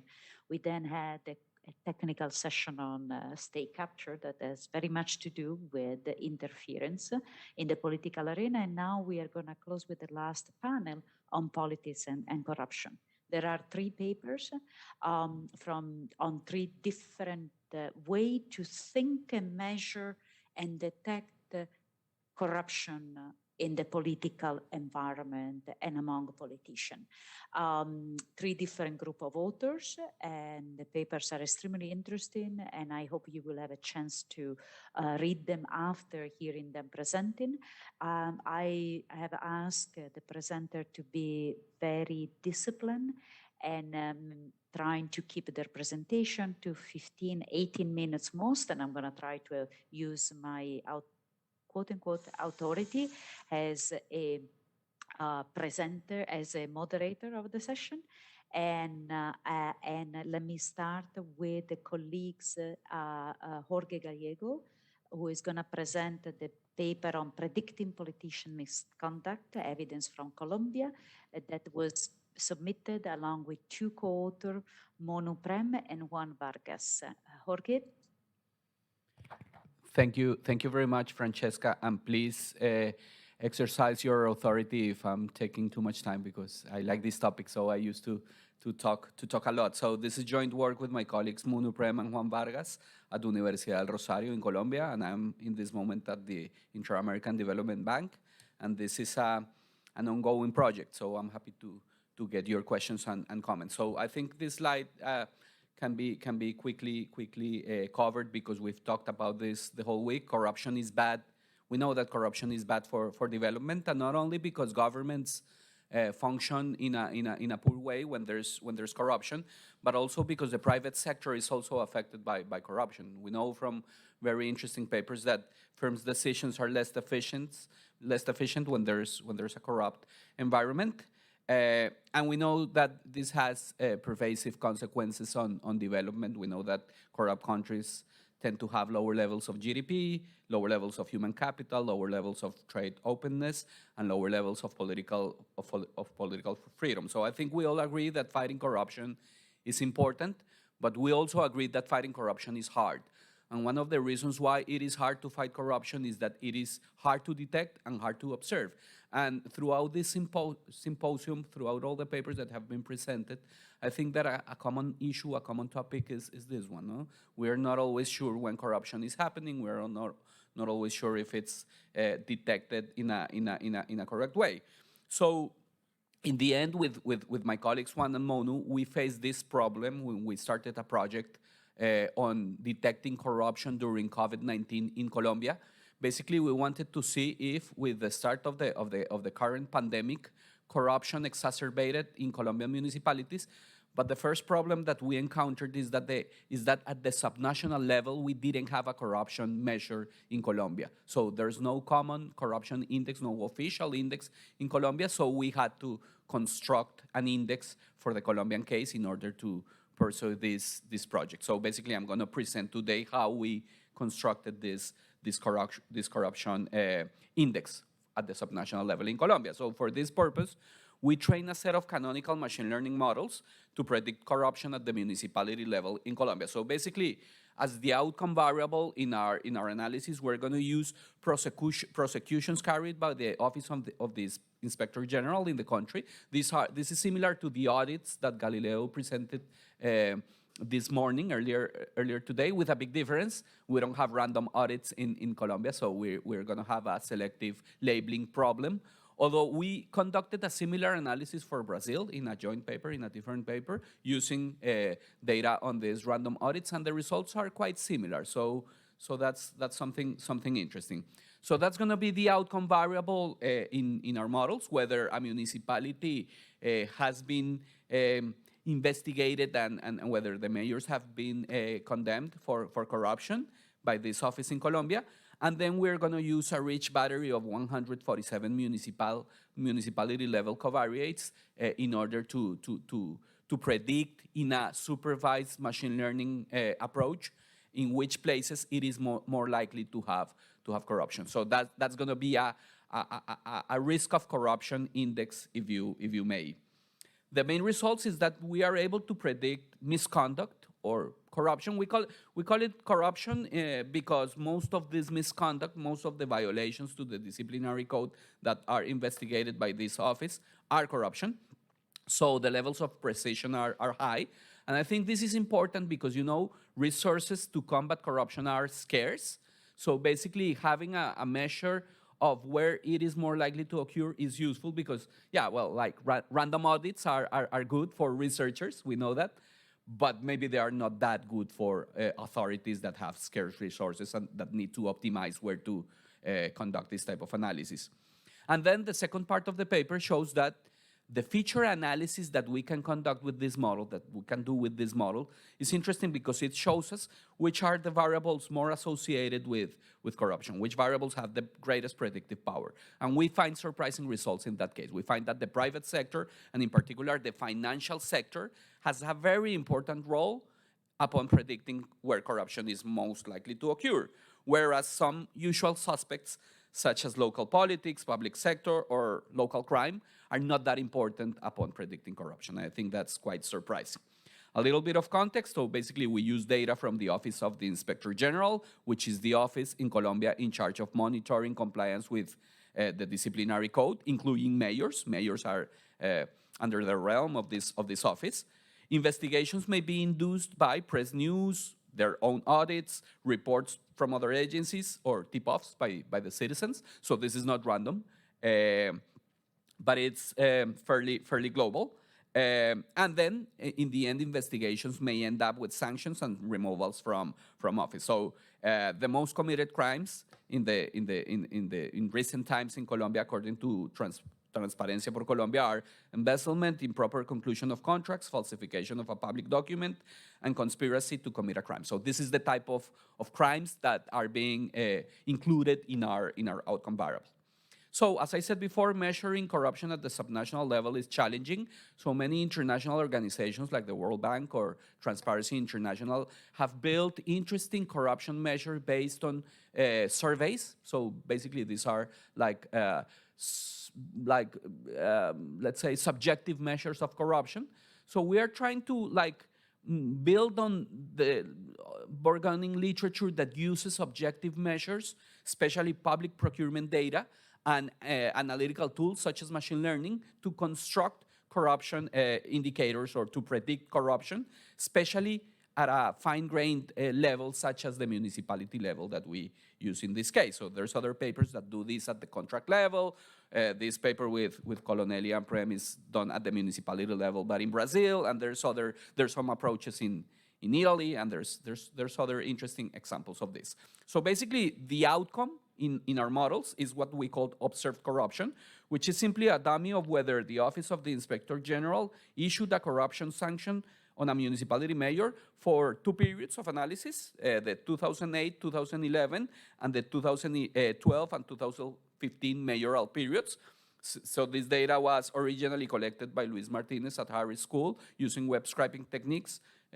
He scraped information from the website of the Inspector General Office, and then we have this data set which tells us in which municipalities for these periods of analysis there was a corruption sanction for the mayor in office. And then, to predict corruption, we trained 4 canonical machine learning algorithms. Basically, we have random forest, gradient boosting machine, lasso, and neural networks, which are conventional models in the supervised machine learning literature. The results are quite similar if we use other models. And to train the models, we basically use a battery of 147 municipality-level characteristics that can be grouped into 10 categories.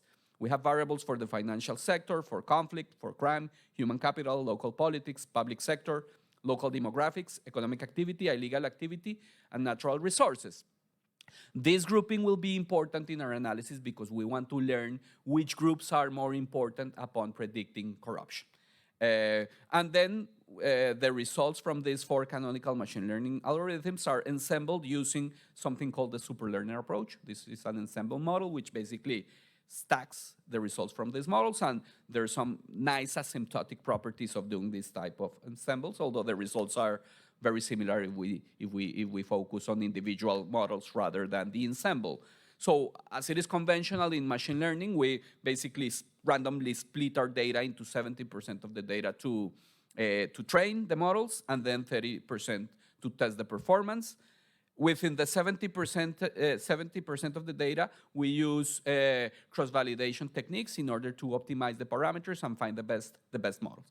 So just very quickly, these are the model's parameters, which are fine-tuned in the whole process. So you can see there the parameters used or important for every model. I would only want to say that if you take a look at the ensemble weights used in the superlearner approach, you will see the weight given to each model. So in this case, neural networks, which are very nice for other type of applications, have a very poor performance in this application, whereas lasso, random forest, and gradient boosting machine are taking much of the weights in this application. ROC curves. This is a very popular measure in the supervised machine learning literature. So basically, this is a measure of the predictive performance and the trade-off between false and true positives in the analysis. So basically, the farther away you are from the 45-degree line, the better your model is. So every color is a different model. As you can see, the orange one, which is the neural network, is the worst one. The others are comparable. So what I would say from this picture is that the models are not perfect, but they have decent predictive performance. And I'm not surprised about this result. In fact, these are the performance metrics. So the AUC is the area under the ROC curve. So basically, this is the metric associated to those pictures. As you can see, we have both accuracies and AUCs around the 70, 80 something percent, which is something fair. It's acceptable. It's not excellent, but I'm not surprised that this is not excellent because predicting corruption is hard, right? And corruption has like a structural component and an idiosyncratic component. I think with our models, we're focusing on the structural components of corruption because we have all these characteristics of municipalities, and we are finding, according to those characteristics, where is it more likely to have corruption in the future or in the present. But the idiosyncratic part is very hard to disentangle. I mean, we are not like witches, so it's very hard to understand when a person is more likely to commit corruption. But we can find what are the structural conditions that enable corruption. So in the end, we did all that to get this map because this is our corruption index at the geographical level for Colombia. So this is Colombia. Places with more intense red are places with higher risk of corruption according to our index. So, and this is interesting, as you can see, like in the coasts, the north coast and the Pacific coast of Colombia, you have like the places with the highest risk, which is something that people that know about Colombian politics would buy. And as I said before, we did this because for the other paper in which we wanted to test the effects of the pandemic on corruption, we needed this index. As I told you before, the second part of the paper is the group importance analysis, so understanding which are the groups of variables that contribute more to the prediction of corruption. So basically what we do is that we estimate different models using only the variables of each group, and then we determine which group contributes more to the performance metric. And we were surprised, but variables associated to the financial sector are really important. The same with human capital. But then if you see, like in the middle of the ranking, we can find variables associated to the public sector, to crime, and to local politics, which are like the usual suspects when people are thinking about corruption reform. And then variables associated like to conflict, natural resources exposure, or illicit activity rank lowest, which is really surprising because those are really the usual suspects upon predicting corruption. The interesting thing is that when we did the exercise for Brazil, we found exactly the same. The financial sector and the private sector and the data in the case of Brazil is richer because you have all the RISE information that Galileo presented. So basically private sector is very important, and that is crucial because when people talk about reform of the state to curb corruption, usually they focus on the public sector and they focus on bureaucrats and they focus on politicians, on elections, but usually they don't talk about the private sector, about the financial sector and the role that they may play upon enhancing corruption. These are some graphs for individual importance for each model. I'm going to skip this, but I wanted to finish with this graph. So as I told you, we constructed the index for this paper in which we test whether COVID-19 exacerbated corruption in Colombia. So these graphs serve as a validity check for our measure. So basically these are correlations. In that other paper, we have like the causal inference analysis. This is just plain correlation. So basically in each of these 6 graphs, the x-axis is the corruption index that I just presented, the risk of corruption, and then we vary the outcome. So panels A and B show that during the pandemic, places that rank higher on our corruption index have a higher probability of using discretionary contracts like direct contracts and of awarding higher amounts of money through this mechanism, which is less competitive naturally because this is allocated to a single bidder. Panel C shows that it is more likely that these contracts awarded by these municipalities with higher risk of corruptions are then investigated for cost overruns, which was something very common when COVID started in Colombia. It is also more likely that these contracts are awarded to campaign donors, which is some measure of nepotism or favoritism. And also, it is more likely that these contracts are inefficient. This is what panels E and F show. It is more likely that in places with higher risk of corruption, according to our measure, contracts ask for budget extensions or time extensions in relation to the original budgets and times established in this contract. So, to conclude, we know that fighting corruption is very important, but it is tricky because it is hard to measure and detect. Most cross-national measures of corruption are based on surveys. We are trying to move in this agenda, to push this agenda in which we use objective measures of corruption.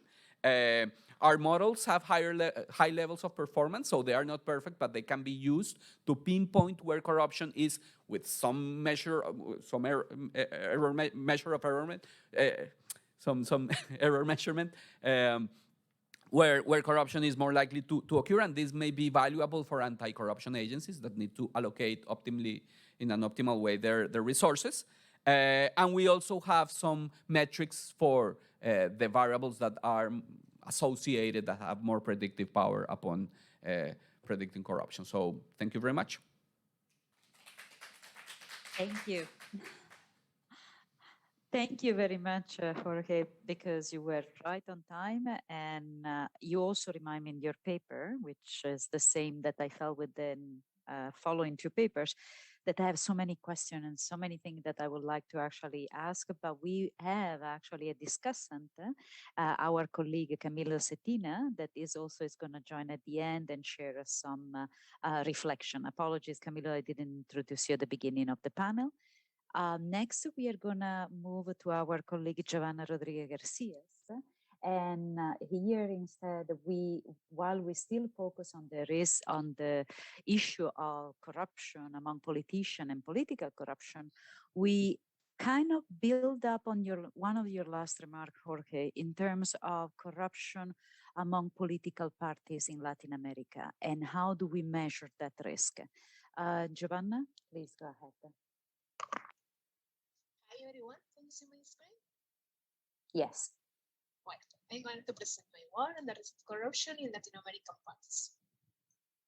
So, as you know, the main challenge about studying corruption, and how the previous presentations say, is that it's not directly observable. It's observable. So scholars use different measures to approach corruption levels. The most used measures of corruption are the aggregated indices of perceptions that join experts, business people, and citizens' perceptions in one index. These measures of corruption have helped us to understand the institutional factors that affect corruption. At the same time, public opinion surveys have shown interesting results regarding mass public perceptions, corruption tolerance, and experiences of corruption. From the research, we know the individual drivers of corruption.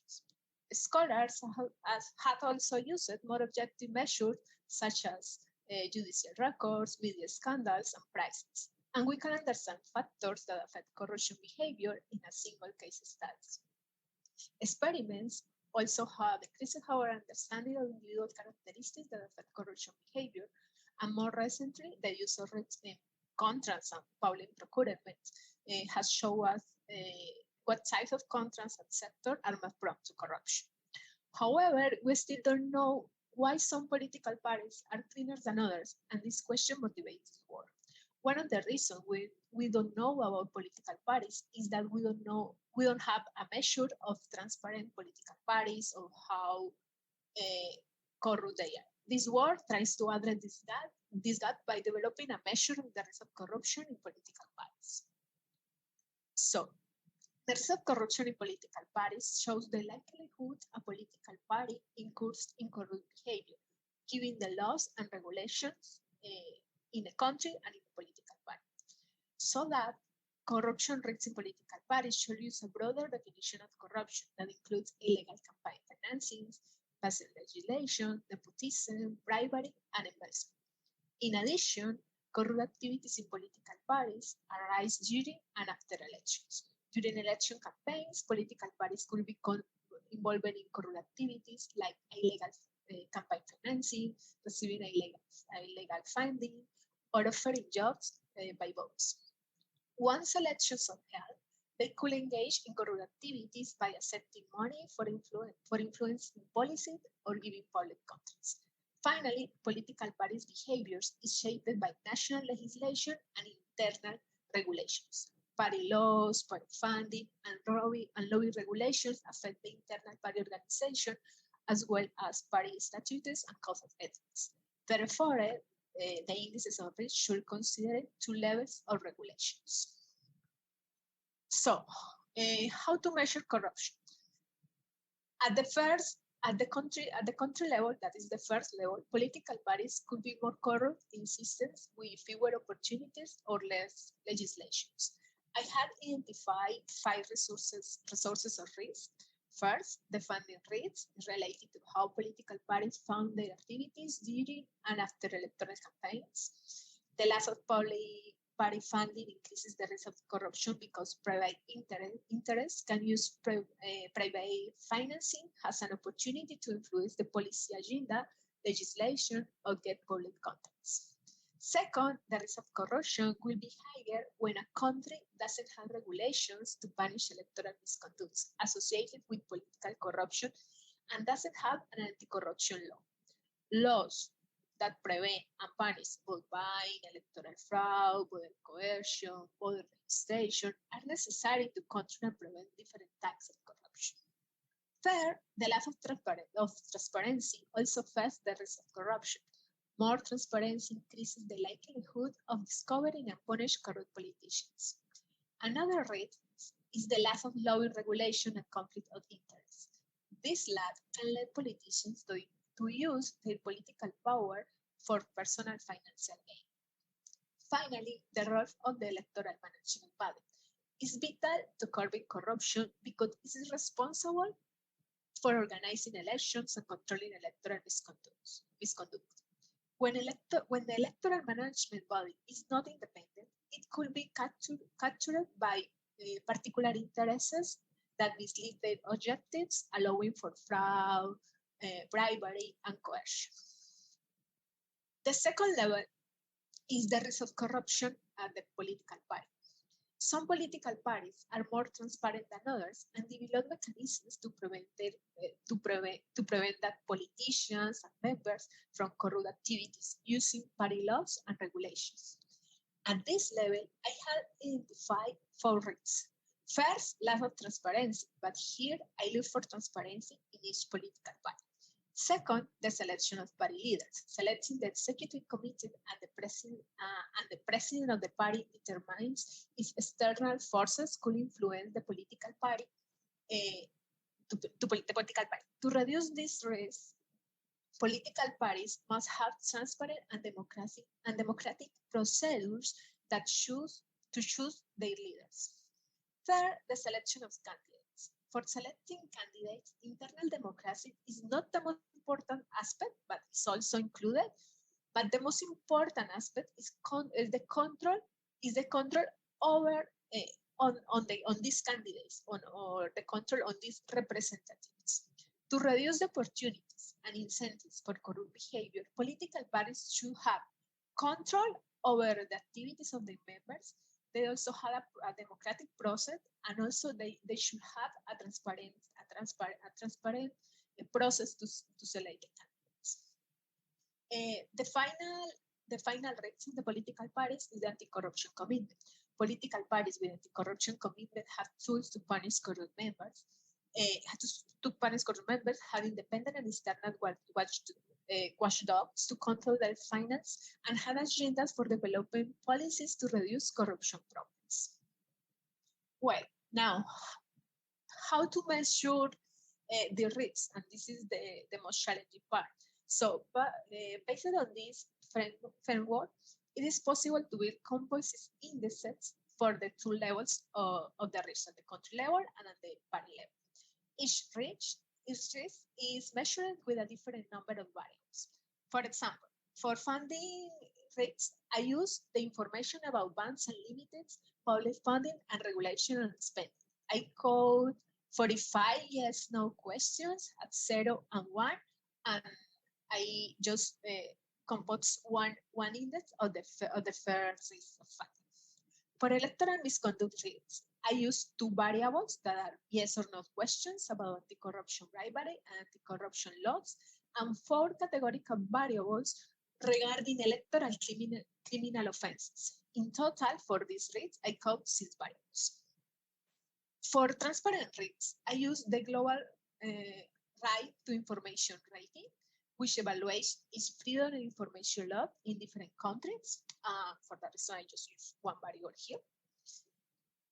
For the conflict of interest risk was measured by checking lobbying, conflict of interest, and party laws in each country. First, I check if the country has any lobby law or any conflict of interest law. Then I check it if the party law in each country say that political party leaders or legislators should declare their interests to citizens. With this information, I create 5 yes/no variables to calculate these risks.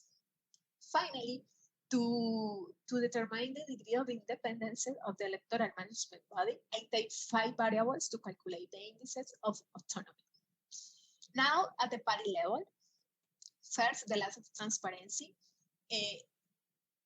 This risk is calculated using information about the web page of each political party. With this information, I code 5 yes/no variables about active web page with party manifestos, data about their financial reports, leaders' contacts, and conflict of interest details.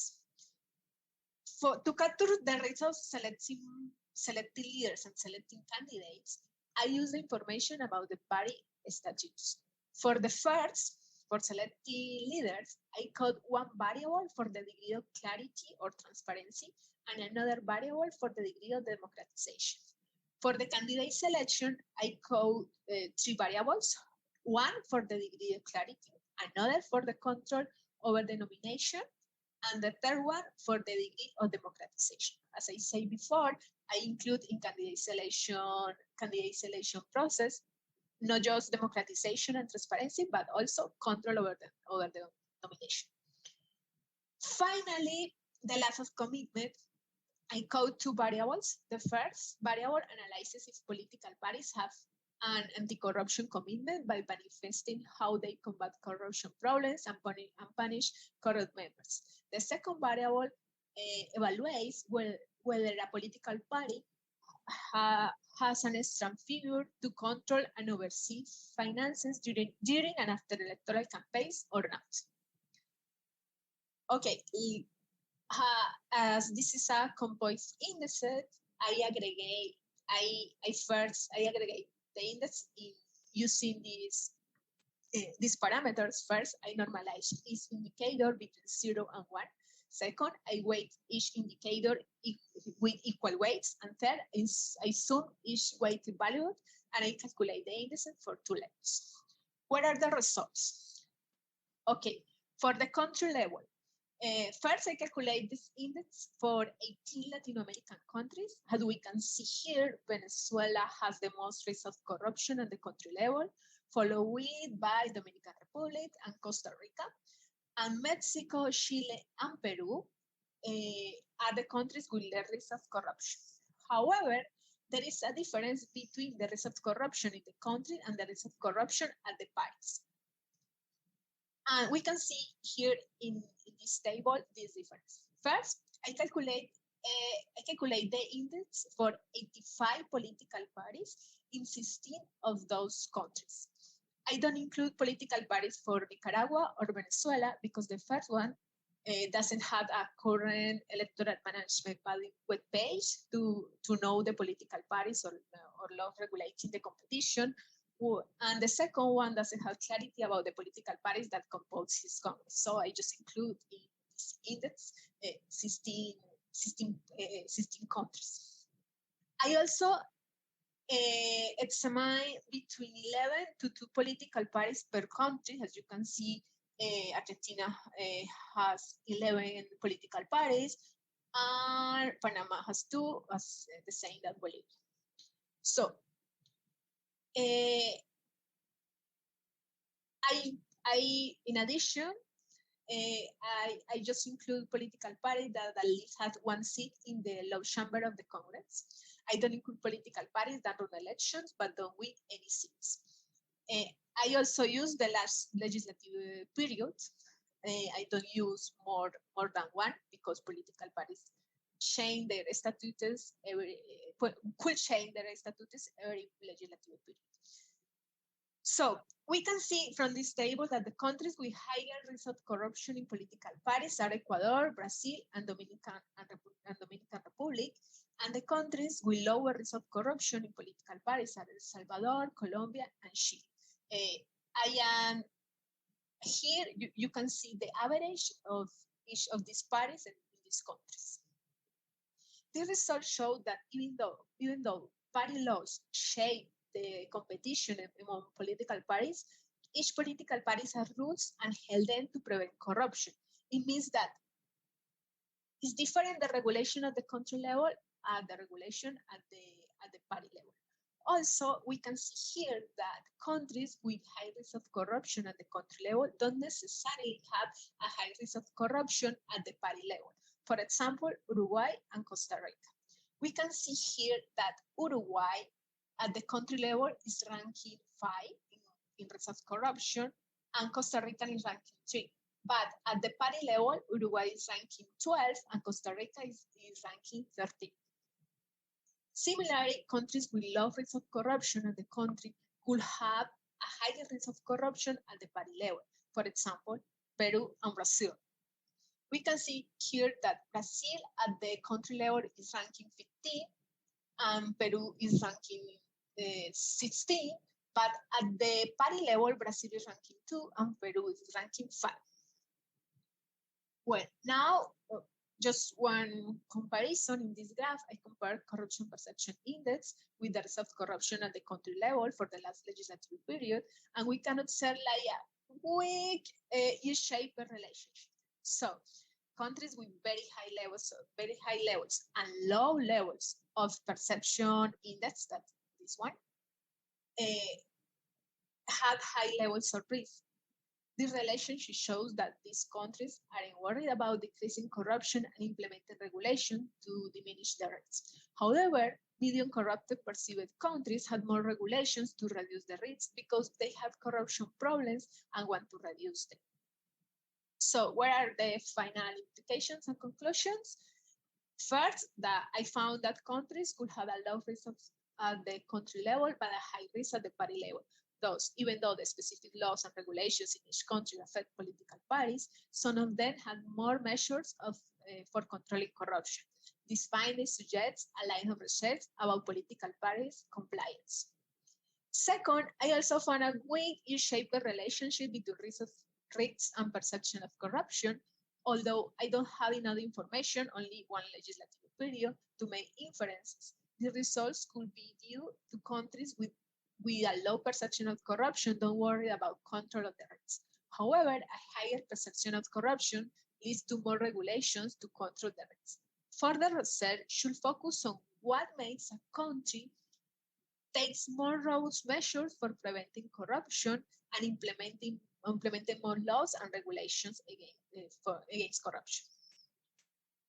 Okay, well, thank you for your attention. I am looking forward to the discussion. Thank you, Giovanna. I think that my panelists took me very seriously, and they took my authority much more seriously than I take myself or my children. They've been excellent in keeping the time.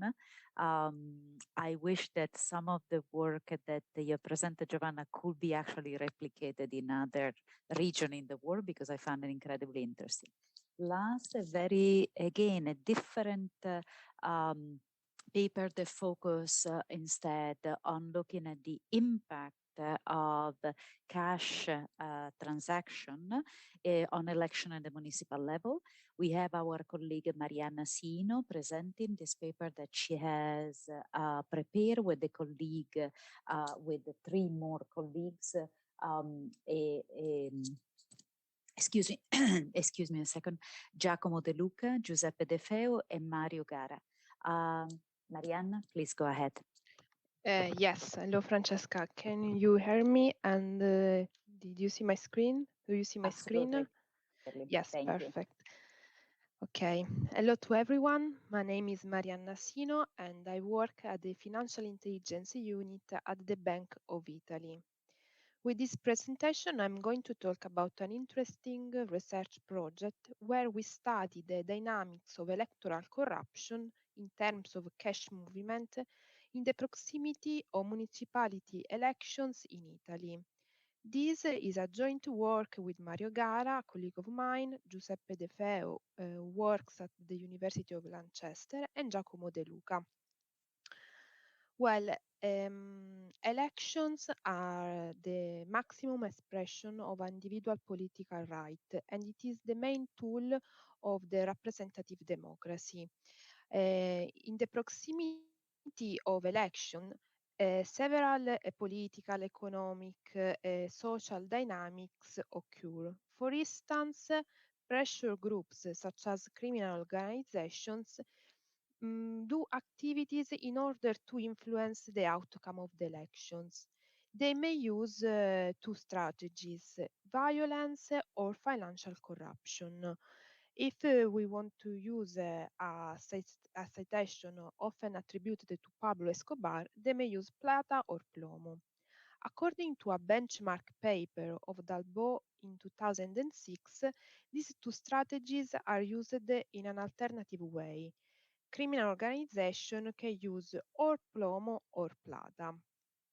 If we focus in Italy, we have several papers where they describe the cycle of violence and intimidation around the elections. Instead, in the literature, there are few papers about the analysis of corruption, in particular, analyses that are based on financial flows. In this framework, in our research, we want to identify abnormal changes in the use of cash in the proximity of municipality elections. The period of analysis is 11 years long, from 2008 and 2018, and we want to link the result of our analysis to potential illegal behaviors. But why we focus on cash? Because cash has a high level of opacity and it has two main characteristics. It is anonymous and it is not traceable.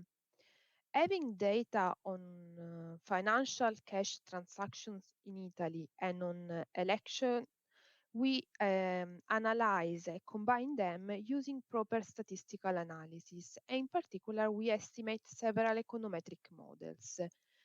We use the outcome of our research to obtain operational results. We want to obtain a general national estimation of our phenomena, and also we want to obtain to use our result for policy recommendations. Well, which are the main sources of information? The first data concern cash transactions. In Italy, banks and other financial intermediaries have to send to the Financial Intelligence Unit all the transactions that in amount are above or equal to 15,000 euros. These transactions are anonymous and they are reported on a monthly basis. The second data concern municipality elections, and they are provided by the Italian Ministry of Interior and the other regional electoral offices. For each election, we have the name of the municipality, the date, the number of valid blank null ballot papers, and also the votes for each candidate and his or her list. To scale our data, we also consider the demographic size of each municipality at the last census. Additionally, we consider some local indexes that measure the presence at the municipality level of criminal organization. Okay, in these slides, there are some descriptive statistics in order to show the main characteristics of this data set. In these 11 years, we have information of around 8,000 municipalities, and we split our sample in smaller cities and other cities. Smallest cities are cities that have a population between 0 to 5,000 inhabitants. And also then after we will see that we focus also the analysis on this small group of municipalities, because we expect that it is easier to detect cash movements in smaller cities. As for the electoral data, we have election of around 16,000 administrative elections. And in the graph, you can see the number of elections per year. There are two peaks, one in 2009 and the other in 2014, because the main election cycle in Italy is every 5 years. In this slide, there is instead a temporal representation of our information. We have several time series, and each line is associated to each municipality and indicates the per capita cash transactions per month. What we want to do in our analysis, for instance, we draw two vertical lines for the election in June 2009 and May 2014, and we want to see with econometric models how these time series change in the proximity of these elections. For instance, 1 year before and 1 year after the month of the election. So we estimate several models where our response variable, also called target variable, is the per capita cash transactions. The geographical level of analysis is the municipality level. The time period is 11 years, from 2008 to 2018, and all the information are monthly. We estimate a regression linear model with fixed effect. So we consider several effects to take under control the financial characteristics of each municipality. So we consider some trend, seasonality, and so on. We estimate several models because we want to answer the following questions. So we want to see how the cash transaction changes 1 year before and 1 year after the elections, but also we focus one quarter before and one quarter after. We estimate our model to all the municipalities, but also we focus the analysis to the smaller one.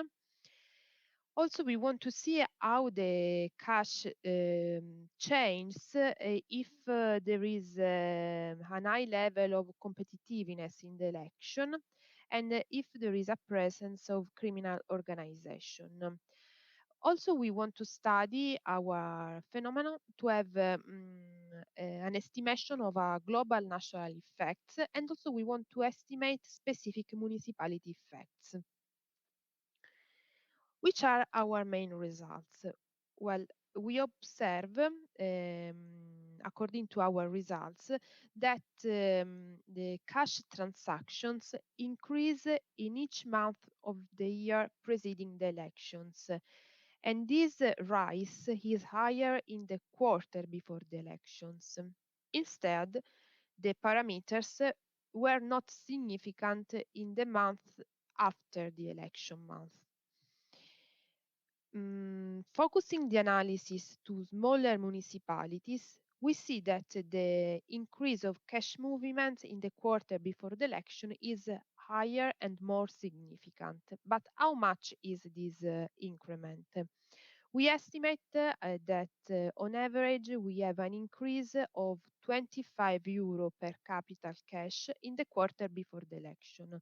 This value is on average on a national scale. After, I will show you other results on a municipality scale, and we will see that this value can reach also a value of thousands of euros. For the analysis related to the competitiveness of the election, the results show us that if there is a higher competitiveness, there is also a rise in the use of the cash in the quarter before and after the elections.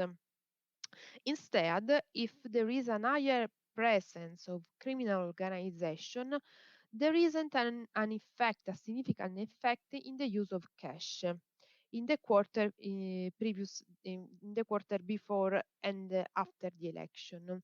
This result is coherent with the previous explained literature because in some papers in the literature it is shown that the criminal organization may use in an alternative way violence or financial corruption. Okay, so we estimate a model on a national scale, but also we estimate specific parameters for each municipality.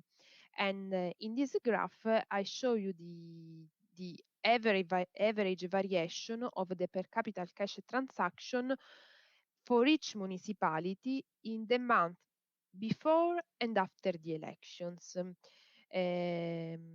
As you can see, the framework now is more complex because for some cities, we have a high movement of cash in the month just before the elections. Instead, for others, the rise in cash transactions is just in the month before the elections.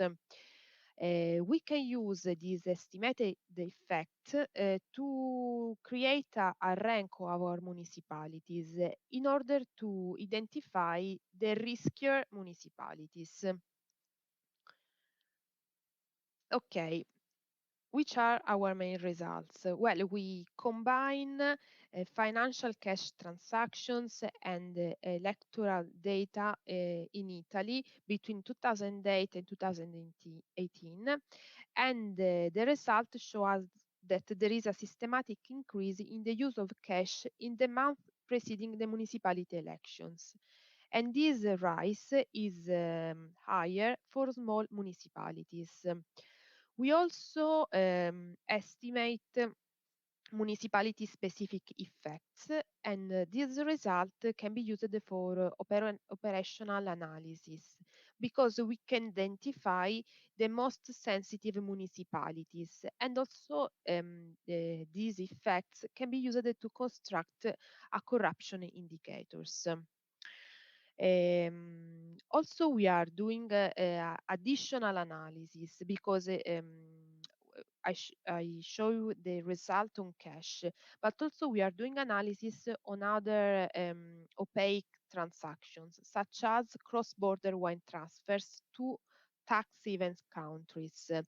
And also we are performing this analysis focusing on specific economic sectors, such as construction, health services, and waste management. Okay, thanks for your attention, and also it is a pleasure to attend this conference. If you have any questions, please ask us. Thank you, Marianna. I'm very glad that we have enough time for a question and that we can first start with the reflection and the comment of our colleague Camillo Settina on the three papers. And then I see already one question, a couple of questions in the chat, and I have a couple of additional questions too. Camillo? Okay, thank you very much. Thank you, Francesca, and the rest of the team here. Well, I really enjoy reading those papers. I particularly think that corruption in political activity has not been widely addressed in the literature, and the evidence has not been widely treated there as well, you know? So evidence becomes usually more anecdotic or presented over the media, but we don't have like a bunch of, written articles working a little bit further on how politicians behave, whether before the elections, during election, after they get in office and get elected, right? So, so I commend the authors as well for proposing ways to collect evidence on that kind of evidence on corruption during the political activities, right? And how to analyze the electoral arena. So that was a very nice exercise for me to do. Now, I just want to split my comments, like some questions that I just have about the articles, and then some other caveats on further fields of research that those articles are actually motivating. At least they motivated in my mind, no? In the case of Giovanna, for instance, I commend the author for proposing a corruption indicator that tries to go beyond perceptions, you know, and to get a more objective sense of a specific corruption in the political activity, right? So I think there is some, I would also think that there is some room for improvement, thinking of compliance. No, for instance, if you think of the private sector, usually firms, the big firms, they adopt some compliance measures regarding how to prevent bribery, how to prevent conflict of interest. You get trainings there, you get trainings as well on money laundering, for prevention of money laundering. You know, things like actually help private firm to prevent corruption from happening because they recognize some responsibility in that phenomenon, right? So it could be the same within the political parties, if we could check as well whether or not they have these self-compliance measures, or whether or not there is a room for a compliance activity within the countries, or what you call in the paper country level. It could be um, I think, a very disruptive way also to think about corruption in political activity. Now, and thinking about it, I was the risk of corruption inside the political activities, or the political parties, sorry. So why not to include, for instance, the risk of financing inside political parties, or what you call in the paper the party level. Maybe some political parties, are more prone to get illicit funding than others, or in some countries that happens. Like you get some political parties are accused of getting money from drug trafficking, or link it to money laundering activities, but at what you call in the paper the party level. So it will be nice also to see if, or at least for thinking about the future, how to try to capture that kind of phenomena in the activity of the political parties, right? Also, the paper motivates how the political system behaves. In some countries, political parties are stronger than others. And as the paper displays, there are some challenges in transparency that might explain why there is a current rise in independent movements, and independent candidates for elections, because they try to say, okay, I am going to be a part or aside from this political system, and I'm going to propose a new way to do politics. But some of those movements end up feeding the very same corruption they claim to fight, right? So, or to fight against, right? So also it will be nice if in the future, maybe when you are running the same indicator, maybe 5 years from now or something, thinking of including in your measurements how political movements, rather than political parties, or in addition to political parties, behaved in some in some elections, because it's sort of they arise, those movements, they present a candidate, the candidate, okay, gets in office, and the team, but then that political movement dies out or fades away in time, because it's not maybe institutionally as strong as a political party may be. For instance, in America, it's very difficult to be a candidate whether you're not, if you are not within the party system, whether Democrat or Republican. But here in Latin America, it's kind of easier, to be aside of those parties, and we are seeing those phenomena. So that helped me a little bit thinking about it. Now, Jorge, it's suggestive. It's a very suggestive paper, because it provides an additional input on where corruption may occur, how to think about it. Policy making will gain a lot, setting regulations based on that kind of evidence, and that kind of predictions, so on how to, prevent or implement some other preventive measures on corruption at the municipal or the local level. So that will be nice to. So what I was thinking is it will be nice for the paper to suggest an intuition on underlying dynamics that the model tried to explain. So, for instance, when I was surprised when you talk about the financial sector, could you develop a little bit more on that? Like one could argue, for instance, that where there is the least level of financial development, or the least level of human capital, that leads to more informal economics, which feeds on crime or thrives crime economics, and then that could feed corruption, or could be the opposite way around.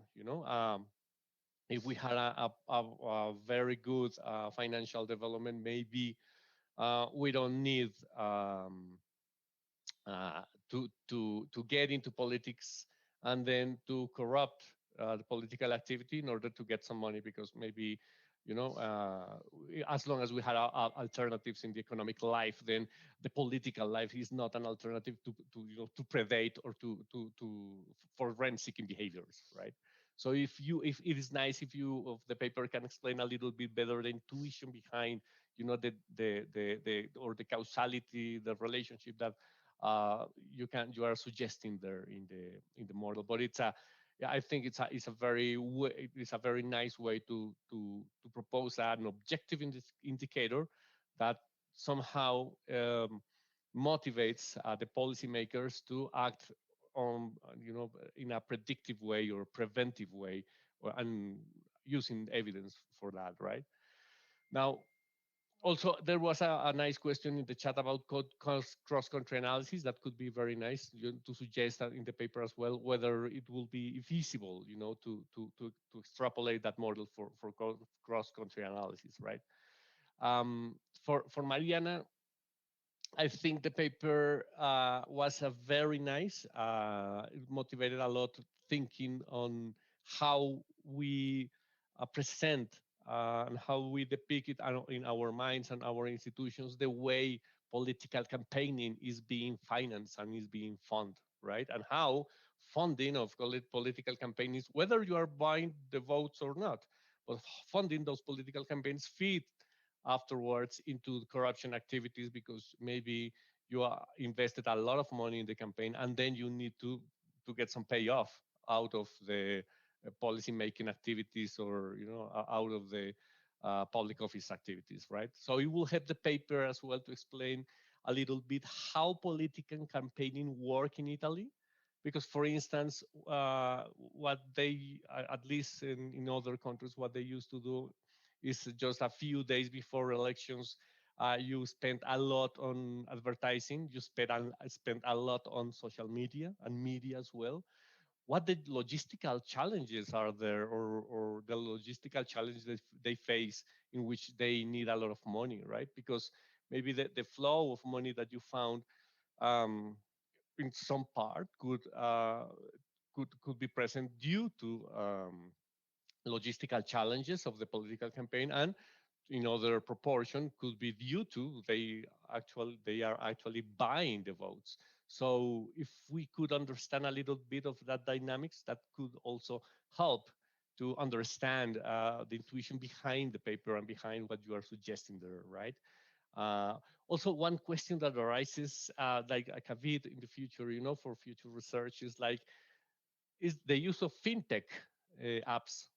Do you think this could foster the fintech, industry could foster vote buying during elections, or do you think that could help elections to be a little bit more transparent and deter corruption and these informal markets regarding political activities and political campaigning for elections, or maybe there is another, potential solution there, so, and also I think that could help as well in Jorge's paper. Do you think that civic tech technologies, the way civil society engages through technology, could help to give you another proxy for corruption? Maybe if you get more reports of corruption through civic tech technologies, or if you get, or GovTech, initiatives, if you get more information that could give you more information power about where corruption is going to happen in the future, But there is one thing about, of course, the sanctions and the penalties these public officers receive. But another thing is when those sanctions never happen because of, the procedures are too long, or it's very, there is a delayed reaction from authorities. So maybe in the citizens, you get some answers, and the only answer could be the reports and, the way they manifest or they express somehow the possibility of corruption happening there, right? So I will leave it there. I have a lot of more comments, but I will leave it there just for the discussion. Thank you very much. Thank you. Thank you, Camilo, for such comprehensive set of comments and reflection that I'm sure they're going to be very helpful for the authors. There are a few questions that have appeared in the chat, and that already a couple of them have been answered by the author, and there have been an exchange. To your comments, Camilo, I'm going to abuse of my position. I'm going to add a couple of reflection. Please. Because as I say, these are three very interesting paper. And I have a reflection for the paper that was presented by Jorge, where I quickly read the paper and listened to the presentation.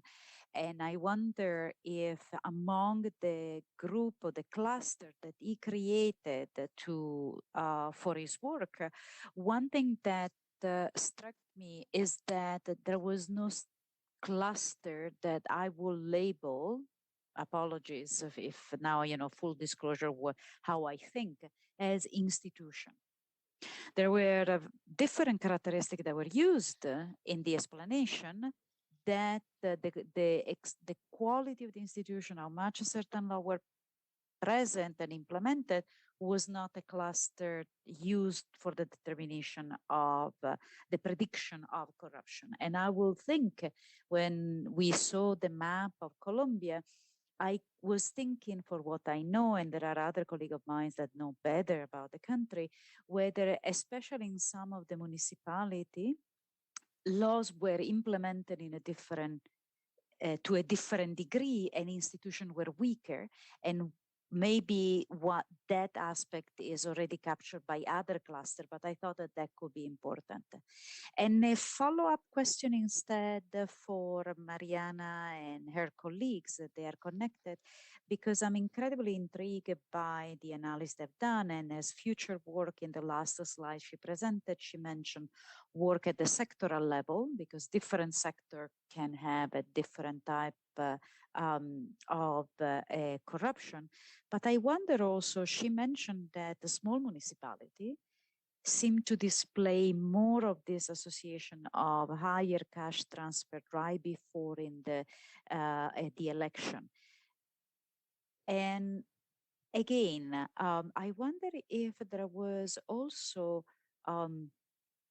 not just the size of the municipality, but also the location of the municipality across Italy.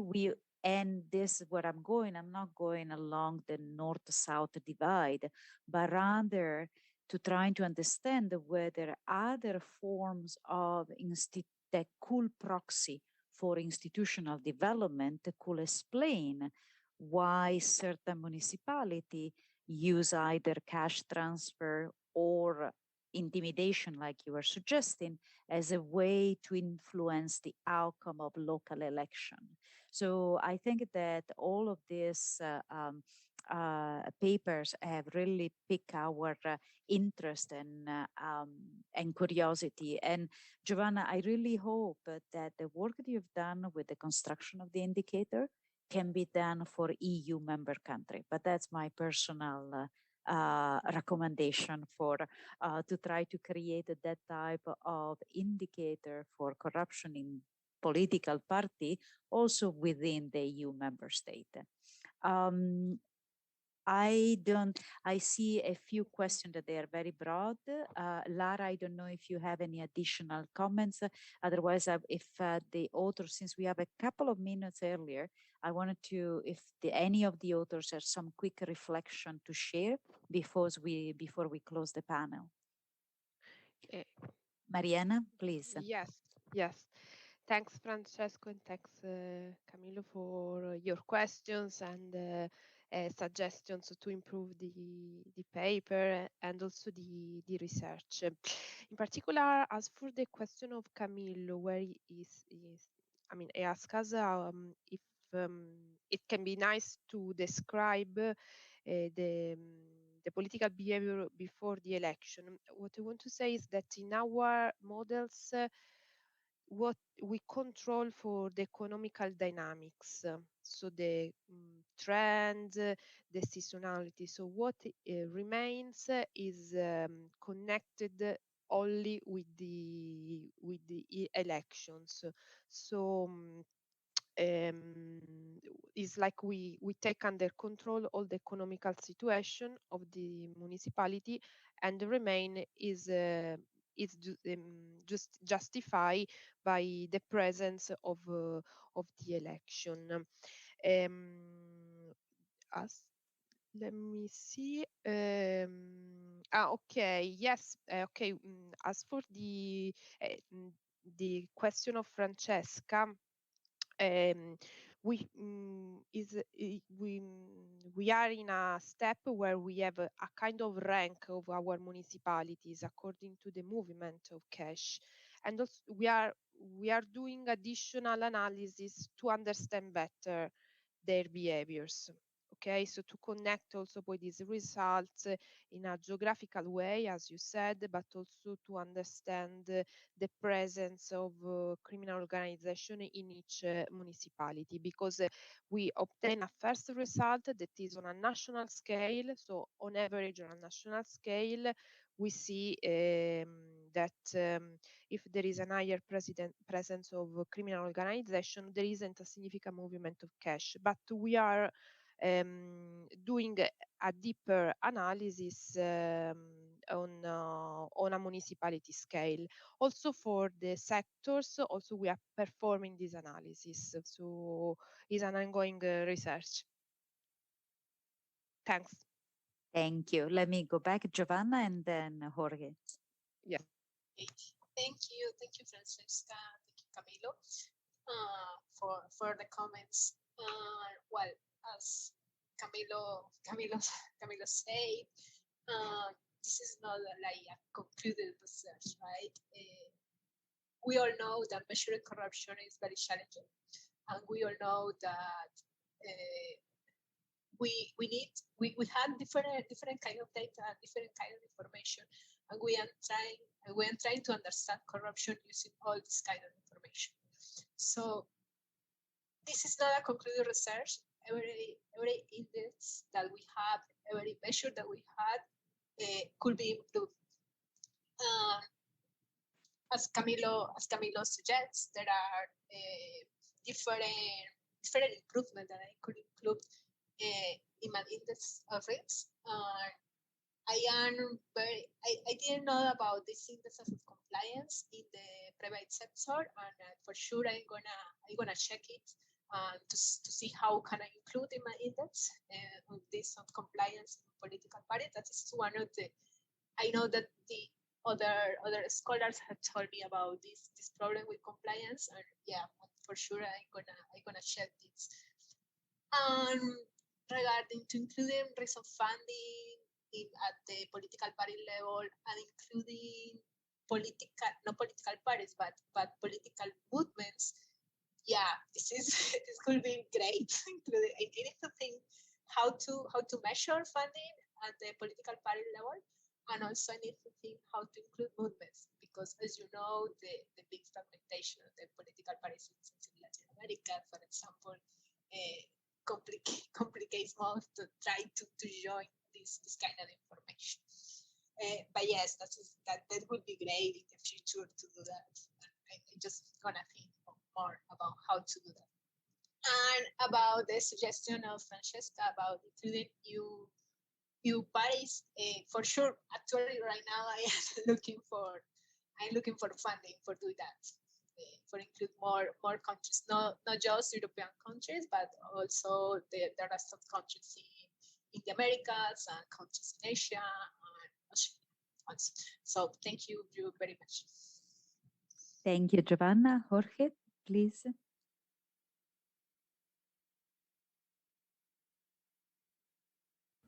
Yes, thank you. Thank you, Camilo, and thank you, Francesca, for the very thoughtful comments. So first, in terms of Camilo's comments, yes, I agree that maybe some intuition would help the paper. In fact, it's possible, like machine learning techniques have a tool called partial dependency plots, and these plots will tell you how's the relationship between predictors and the outcome variable. So in this case, it would be possible to understand, for instance, these variables associated to financial development. How do they correlate or associate with corruption? We've done this for the Brazilian case. As I said, we have a similar paper for Brazil, and what we find is that concentration measures are very important, like Herfindahl-Hirschman indices of concentration in both the private and the financial sector are crucial. So it's not only whether you have more or less banks or things like this, but how it's concentrated. That's very important upon understanding where corruption is more likely to occur. In terms of the civic tech and GovTech tools, I think that's a very interesting suggestion. It reminds me of these nowcasting tools that are used, for instance, to predict the occurrence of diseases like Covet or things like this, where people use like Twitter or Facebook posts to see where things are happening. Something similar could be done in terms of corruption, with the caveats that, well, social media and this type of platforms may I mean, there may be biases, but I do think using this type of technologies, it would be interesting to pinpoint where corruption is more likely to occur. And then to quickly answer Francesca's comment on the cluster of quality of institutions. Yeah, I agree. We don't have a cluster of institutions. In the end, the clusters are arbitrary. It's like the clusters that we wanted to create. We didn't use like a non-supervised method for creating these clusters. But we do have some institutional measures within these 147 predictors. Most of them are in the public sector category that we have in our analysis. So among other things, we have some measures of fiscal performance, administrative capacity, fiscal efficiency, efficacy. So, and we have some judicial measures as well that may capture some institutional features of institutions, but we can definitely group them into a single category and see what's the predictive power of this group, and it would be interesting to learn if it's a very important dimension. I guess it's going to be the case. Thank you very much. Thank you, Jorge. Thank you, Giovanna, Mariana, and Camillo for the excellent discussion and panel. Thank you, Lara. And now we are ready to step back and to pass the word to Jim, which I believe is back in the room. I am indeed back in the room. And thank you, Francesca, and also Camillo, and all of the paper presenters for another interesting session.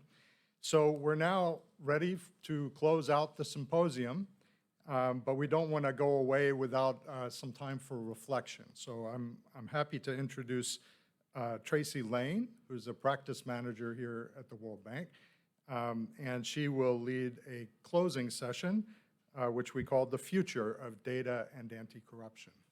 Tracy. Thank you, Jim. And let me say greetings, good morning, good afternoon, good evening, wherever you are, to all of our participants who've been connecting throughout this 4 days through Zoom. As Jim said, this last session we billed as the future for the data, for the analytics, and what all this means for our efforts on anti-corruption. So it's difficult to recap everything that's been achieved in the last 4 days, but for those of you who've been paying close attention, you'll have noticed we've had 23 papers presented across the 4 areas that we have been promoting under the symposium, and that was out of 60 proposals that we received earlier in the year. The first session was very lively, a great opening and panel discussion with very well-established, notable leaders in this field. So kudos for gathering the great minds on this topic during the symposium. We've had 8 other sessions and lightning talks, and many active participation and questions that have been posed of people who've been connected around the world on Zoom. And the latest count, and I'm sure it's gone up even today, we had more than 780 people registered who were watching the live stream.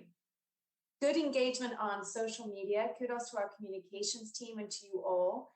Tweets have generated more than 100,000 impressions, and many of the audience have been very active on this platform.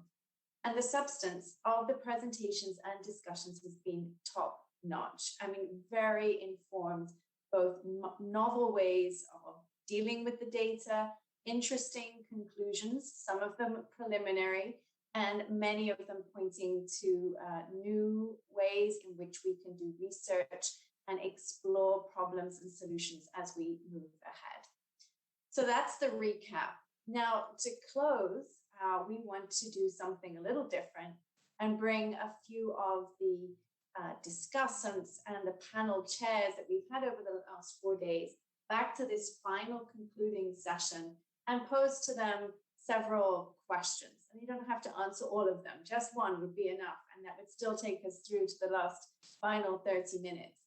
So we have 8 chairs and discussants now connected and in the room. And for those of you who have seen them all before, they are now familiar faces, but let me just recap. We have Alexandra Habashan from the Integrity Vice Presidency at the World Bank in the room, Camilo Catino from the Development Bank of Latin America from CAF, Francesca Rancantini, who's been doing the rounds this morning for us as well, Marco Klasnia from Georgetown University, Joel Turkowitz from the IMF, our own Jim Anderson, still with us, Bob Reichers from our research arm at the World Bank, as well as Erica Bossio from the same team. So here are these 4 questions. So pay attention and you get to pick whichever one you like, and we may have some follow-ups coming from the panelists that you can sort of pose to one another. So main takeaways from the symposium, that's the easy question. What is it that really stuck with you at the end of these 4 days?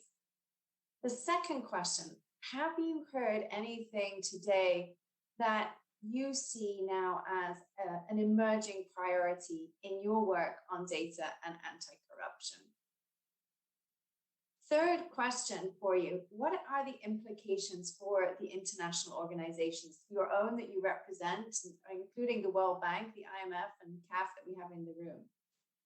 And then last one, let's assume we're doing this symposium again 10 years from now. What do you think we're going to be talking about 10 years from now? Let me try to turn to those that I see in the room and who we haven't heard from this morning to give some others a chance to rest. I'm going to turn to you, Alex, as honestly, you have been the brainstorm, you know, the brain behind some of these ideas, and this symposium is the culmination of some thoughts that you had. So to you, pick one of those 4 questions. Thanks very much, Tracy. Really difficult to sum up, as you said, and hard to go first as well. I'm going to take the one on implications for the World Bank and for international organizations. How do we turn this research into policy action, right? How do we make it significant for governments and our clients around the world?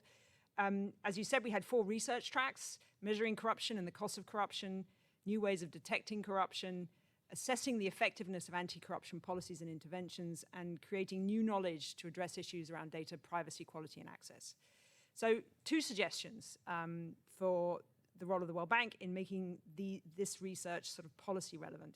I think we could think about clustering the methods that we've seen and heard and the tools by potential user groups, particularly on the detection and measurement of corruption. So, for example, we know that governments are innovating in this space, or they're asking for support to innovate in these areas. For example, how to develop data-driven risk assessments in supreme audit institutions. We've seen a number of novel ways of thinking about these problems and addressing these problems. So there's a role for us in connecting the researchers, the new tools, with our clients who are either investing in these areas or wanting our help to develop them. On the, I think, even more challenging question of assessing the effectiveness of anti-corruption policies and interventions, this is an area where we need to do a lot more work. And this work is going to be useful not only for national policymakers, but also for international development organizations and the global policymaking bodies that are setting the roadmap for countries to follow. So what actually works? What should we be pushing in terms of policies on the anti-corruption space? I've been really encouraged by some of the papers we've seen and persuaded about the power of micro-studies. We've seen a couple of proposals looking, for example, at the effectiveness of geographic targeting orders to curb money laundering in real estate transactions. And we've seen a paper looking at the impact of asset disclosure regulations in one jurisdiction and looking very narrowly at a few questions. I think these studies need to be local for reasons of data access and the quality of the data, and also because they're so difficult to scale up. So I think if we can support academic partners and institutions and researchers, there are so many universities now with anti-corruption departments, let's support them in pushing out these micro-studies.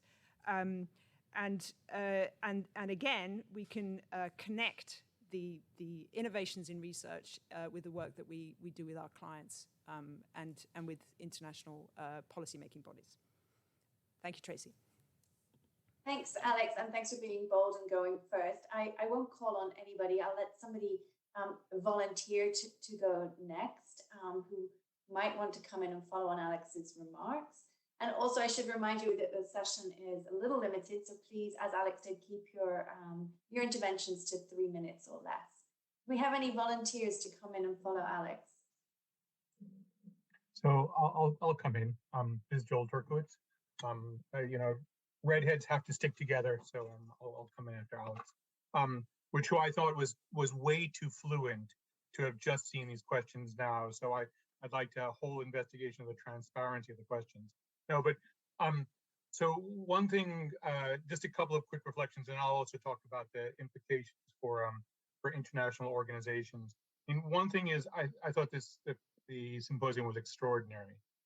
Just the range of different papers that were presented, the different techniques, the different expertise people brought to the topic area. I mean, I think tremendously exciting and thought-provoking. That you know, created an enormous pressure. You know, additional things I need to read to actually understand. But I think actually sort of really a tremendously dynamic 4 days of discussion that really demonstrate, I think, for me, that we're really on the cusp of a new wave of work on corruption and a new ability to sort of work at a granular level on corruption. So I think tremendously exciting, and really, I just want to congratulate all the people who presented as well as the organizers. I think this is a really exciting event.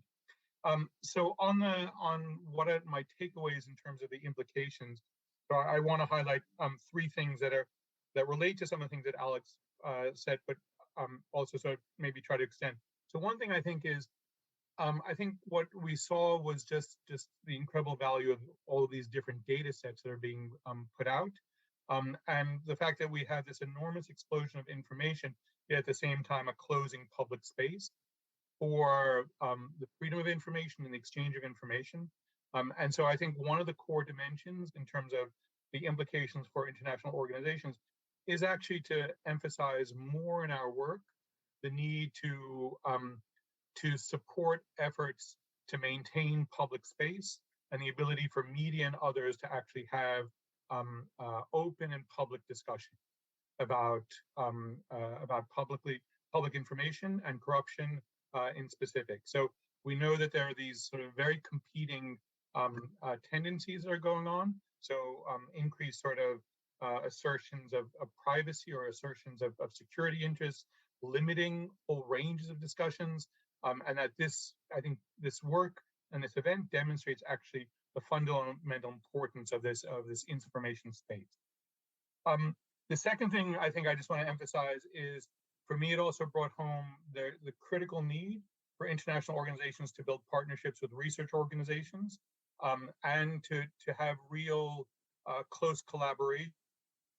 The research community and international organizations, and to try and work through, because we address these issues at different levels and different dimensions.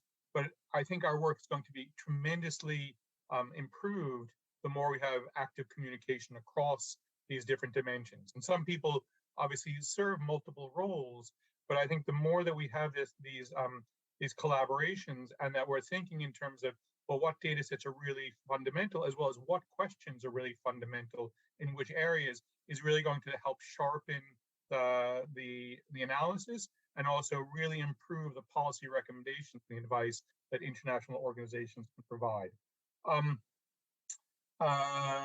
And that's where I want to leave it. I don't want to take up more time, but I think tremendously exciting set of work, and really congratulations to all.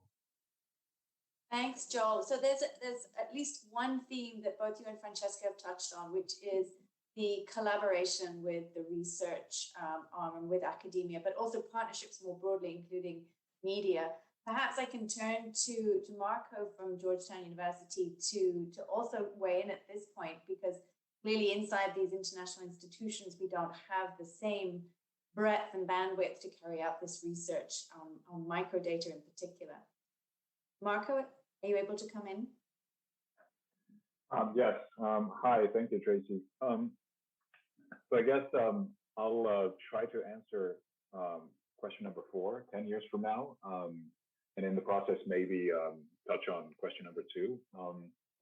So in addition to what's been said already, I think there's tremendous sort of variety and innovation in the methods that are being used, and this is developing rapidly in academia. It's very exciting, but I think as with many other methods, the approaches like machine learning and such, there's, I think, kind of this optimism that usually gives way to, realism/pessimism.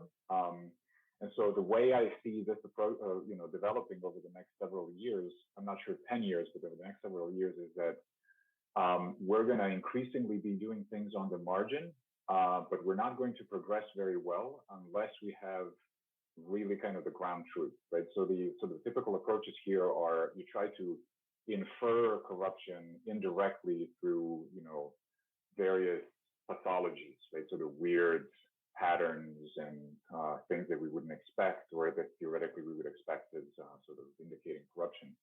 But ultimately, we have very limited ability to validate this against the ground truth, right? The actual, knowledge about whether this, some public procurement contract is corrupt or not. And so, unless we have some progress in getting, something like learning data sets, like the ground truth, we're going to be increasingly working on the margins where the approaches are going to be more and more complex, with laden with assumptions that we simply can't verify. And I've seen this in kind of past corruption work, and I think this is what we're going to hit as a limitation in this way with corruption work. Although I agree with Joel that sort of where we're headed is pretty exciting. And so I think something that Alex said, I think there really needs to be commitment and communication. So commitment by governments and communication between these various communities to, so for us to really make headway and to really make meaningful the kind of methodological and data push. And so what I hope is going to happen in the next 10 years, and 10 years from now, if we have a similar symposium like this, is that there is a lot more depth in the data that we're getting from the source itself, right? From governments, from investigative journalists and so on. And because without that, I think we're all at sea and we're kind of searching in the dark, and it's really tough to hang our heads on any one approach. And in the past it was perceptions of corruption, and whether that really tells us anything about corruption, whether it's now kind of a fancy new machine learning set of red flags or indicators. I think it's fundamentally the same problem.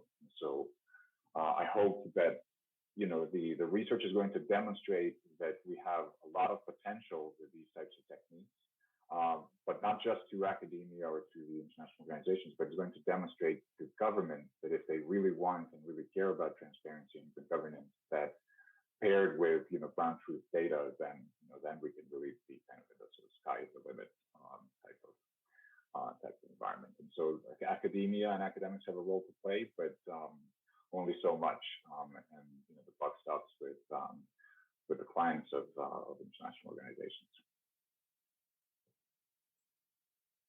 Thanks, Marco. You remind me of something Knut said this morning, which is that the clients aren't always as interested in what the data could tell them as we would like. So at this point, let me open the floor. Does anybody want to come in now? We're expecting increases in quantity and quality of data and hopefully client interest.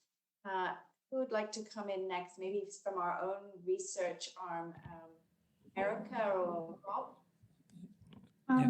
I can go ahead. This is Erica. Thank you, Tracy, and nice to see everyone again. I wanted to kind of echo everyone's congratulations on the symposium. I think we had some really thought-provoking discussions, and it was good to bring the community together for these talks. Perhaps actually my remark was also going to be on question 4, but picking up on what Marco just said, I actually see that I believe there will be a lot more data if we do this again in 10 years, because just the way that the data will be collected will be much more automated. There will be much more AI playing into the collection of data, and this will multiply the data itself, the opportunities of doing things with this data, I think, but also the dangers of huge data collection exercises that we've heard about in some of the sessions. And insofar as the opportunities come, perhaps we will be able to use data not just to research, but also for deterrence. So we're not yet at a level of automation of data collection where governments have enough data that is collected in a scale that is such, but also that is processed in such a way where you can actually infer good enough lessons learned so that you can use data as a deterrent. We're not there yet, but perhaps in 10 years we will be, and we will be talking about what kind of deterrence can be achieved with data. But this will also bring on new questions. What are the dangers of large data sets in privacy protection, even just like environmental concerns of storing the data and using the data. So it will just pose a new set of challenges, I think, for us also as a community to think about. But perhaps unlike Marco, I see the changes to be much, much bigger in the next 10 years in just the amount of data that we will collect and that will be elaborated almost automatically, which is instead now a bigger challenge. So now we still find ourselves with huge data sets that require a lot of manpower to kind of discern. I think there will be less of that 10 years from now. I hope there will be less of that 10 years from now, and then we can start using the data for more automated deterrence of,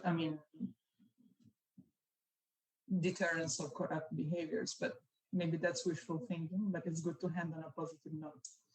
So thank you, Tracy. Thanks, Erica. So I can see everybody's getting excited and ready to jump in. So Francesca, you next, and Camilo, I see that you're also ready, and then Bob. So we'll take the next three in that order. Over to you, Francesca.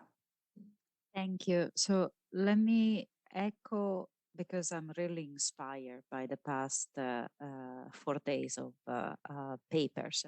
So let me echo Joel. This was creative work, innovative work that piqued my curiosity, that showed me how much I don't know. And in that sense, really opened the door to a lot of thinking. First point, first takeaway. My second takeaway, how do we communicate this to policymakers? And here I'm gonna put aside my research hat that I wore on Tuesday, and I'm thinking about, as the work that we do every day, how do we translate this into policy recommendation? And this is really what it is to me, what I would like to see much more, us together, thinking together, how do we take some of the result of the very innovative work that has been presented and translate it into policy instrument that can be explained to our counterpart in a way that is actually open the door to policy dialogue. Because it's not just to have a policy tool, it's actually to then be able to see the policy tool integrated into plans of policy reform at the country level. And that to me is still unclear. So I'm calling out to all the colleagues that they are connected, all the research that presented, for us to think together how to take this jump from some of the result to really concretely piloted and implemented. And I think that part of what, Tracy, you were asking, what is our role? Our role is to pick on some of this work that has been presented and find way and resources to have it implemented and scale it up, because some of what we have seen is incredibly interesting and useful. But let me leave you in a less enthusiastic note, or a more of a cautionary note. And those of you that knows me know that I have a little bit of this spirit, of a Cassandra spirit. I am worried about the blind spots. Yes, there is a lot of data. Yes, we have this fantastic access to data information, and we have all these new tools. Are we, however, missing out a blind spot that we are not seeing? And that I presented here as part of the emerging priority question. Let us reflect as we go forward with all this innovation and all these new methods and approaches, if in the process we are missing out something that is important. Thank you, Tracy.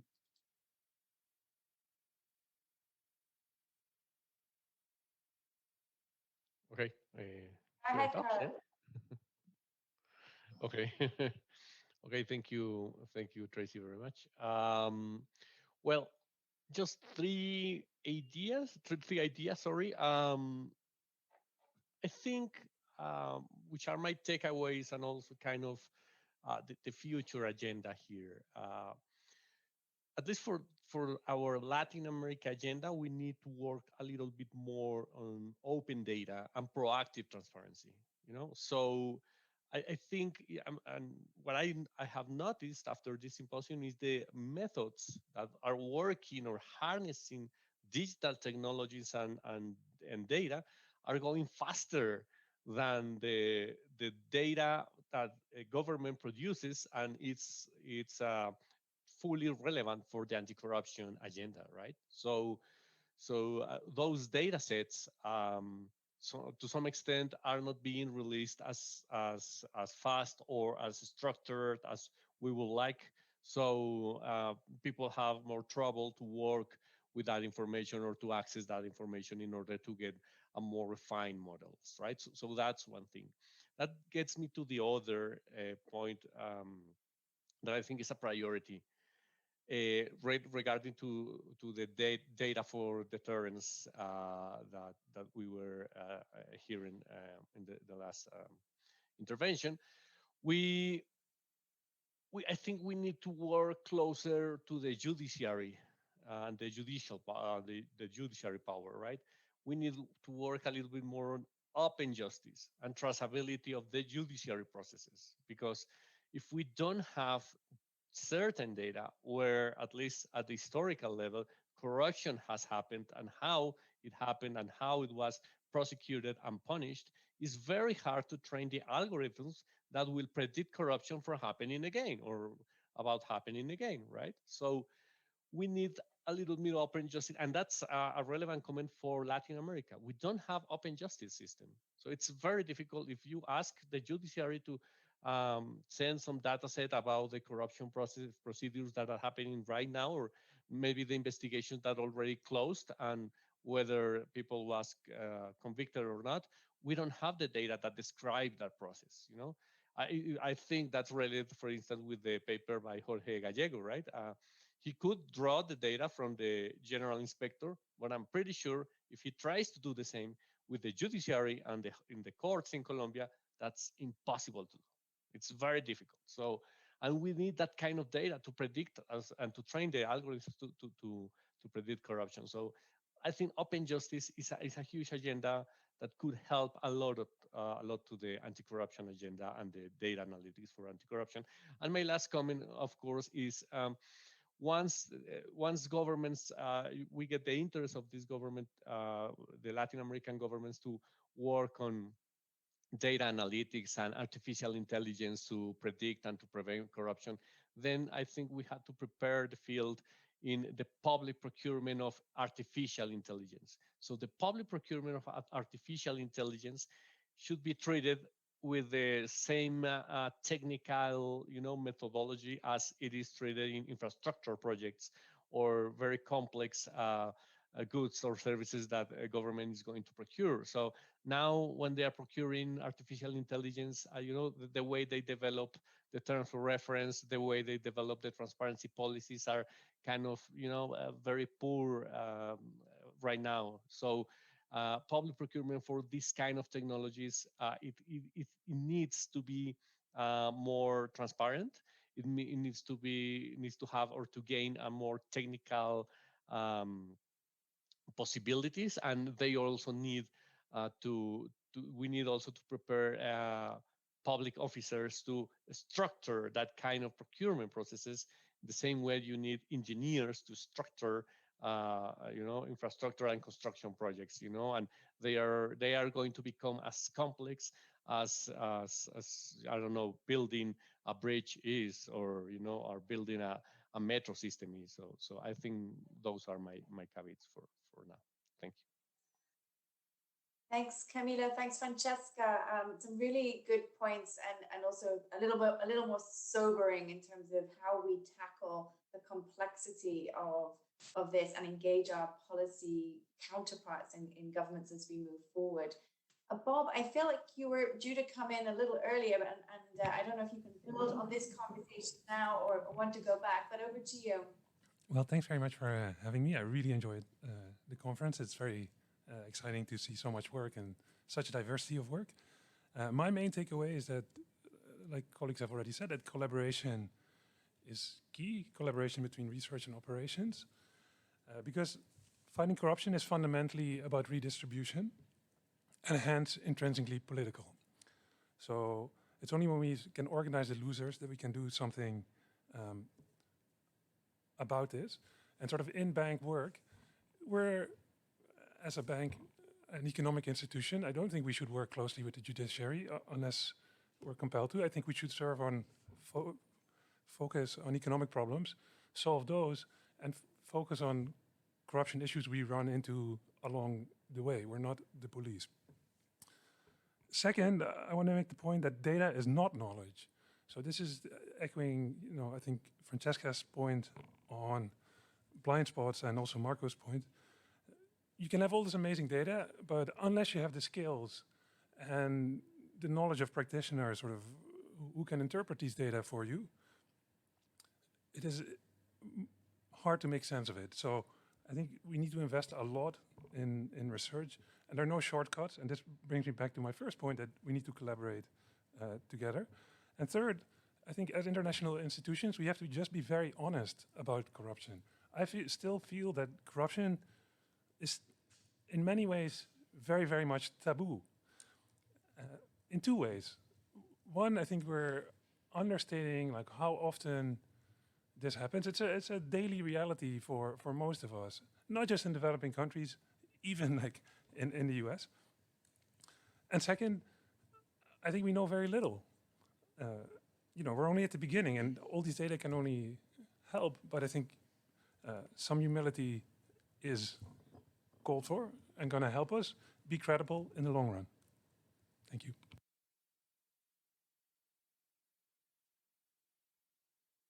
Thank you, Bob. Yes, I'm really struck by the blind spots, the challenges of what to do with the data when you've got limited skills. And I'm recalling the presentation where one might erroneously conclude that your policy was effective, 70% effective, and actually that's due to a coding or a methodological error.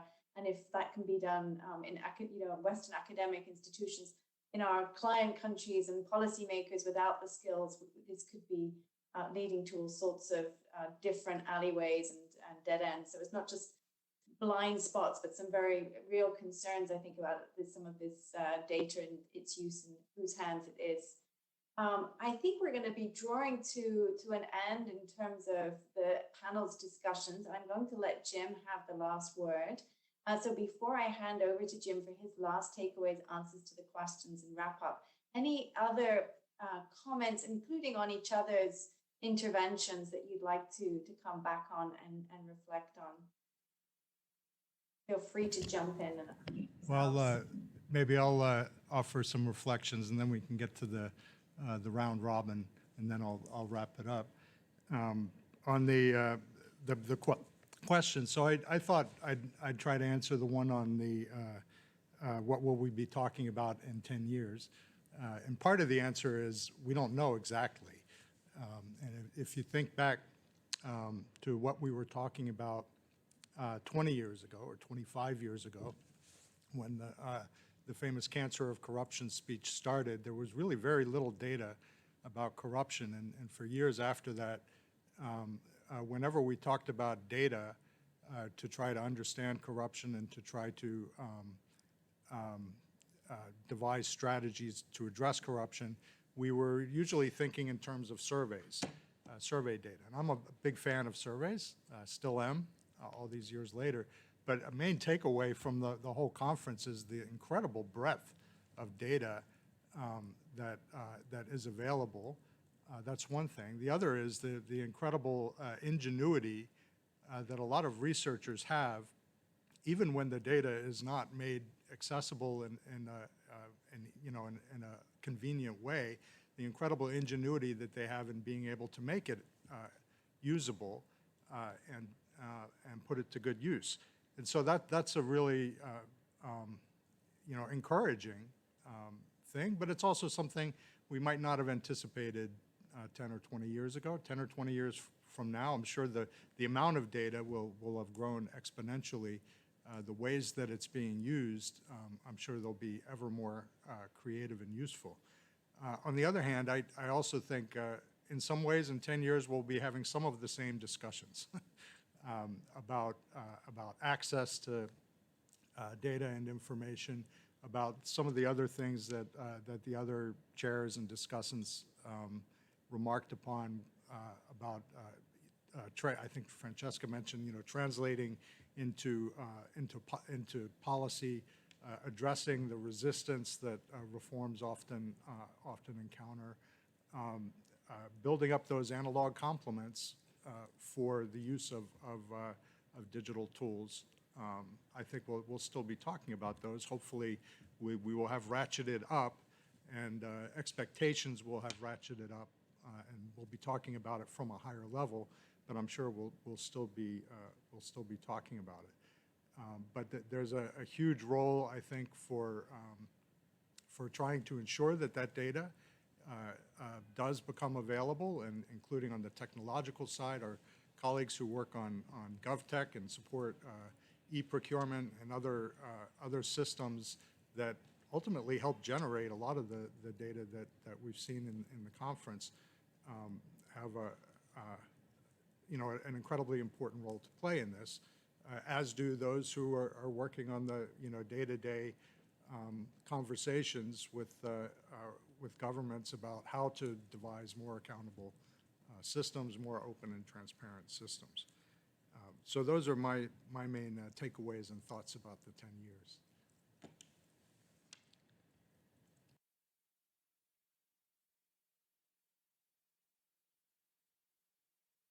Thanks, Jim. I think there was a chance for others to come back and have the last round robin before we go to thanks, including on maybe the difference opinion on how we engage, whether or not it's on economic institutions or institutions of justice. Joel, I see your hand up. Thanks. Just very, I think we're going to be talking about climate change.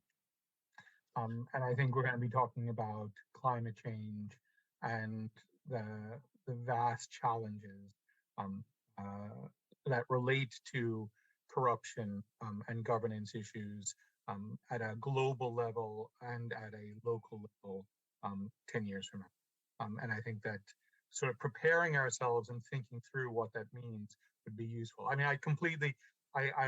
take, and I thought Bob's comments were great. I think for sort of working through what we in different organizations can do is really important, and where our core mandate is, I think is really important to be considering.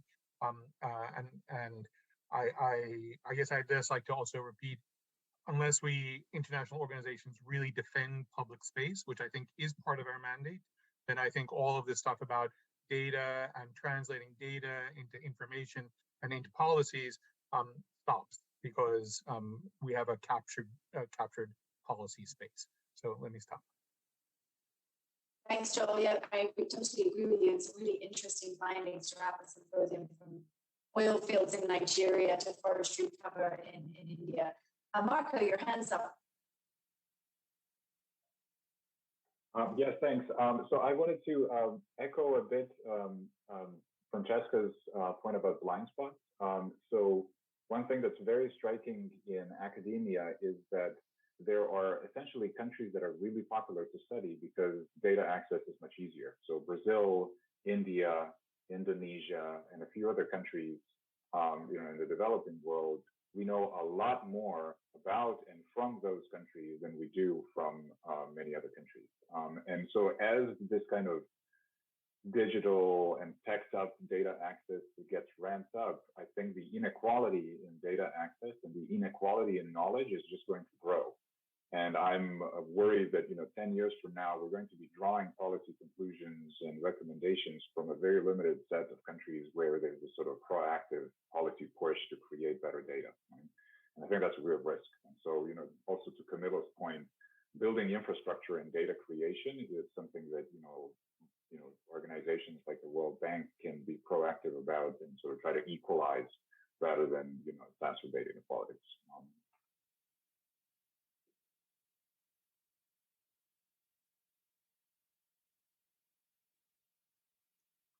Next points.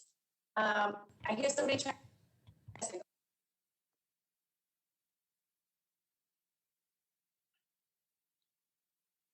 Tracy, I just have a quick comment to build up on what Joel was mentioning about the agenda of the future. One aspect that I think that is not been discussed because of the incredible challenges is the relationship between corruption and fragility. And it does relate also to the issue of climate change. And I think that this is the next area where some of the methods and the tools that have been presented over the past 4 days can really help us. And at the same time is where also this issue of the blind spot is really pressing. So for me, one of the questions that we are going to increasingly face is how do you try to understand and introduce policy that reduce the risk of corruption in a very fragile and conflict context, because also the implication of not doing that very early on are very long term. And this is one area that I think that is very much for me where we needed to invest more resources. Thank you.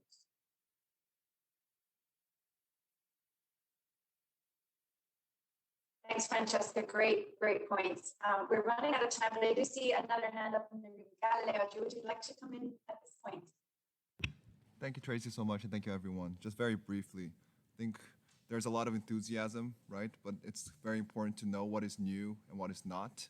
So what is new is all these rich sources of data, but what is not, and perhaps very comforting for all of us, is the need for great research questions, right? So addressing Francesca's point on caution and Marco's point on realism, data is only as valuable as the research questions that it's being deployed to answer. And hopefully those research questions that we're bringing to the table and the kind of questions and self-discoveries that we're positioning ourselves to do can resonate with practitioners. That's something that I've seen in terms of different government counterparts as well. When we bring to the table really great questions that they want to know the answers for as well, that's when the value of data really shines.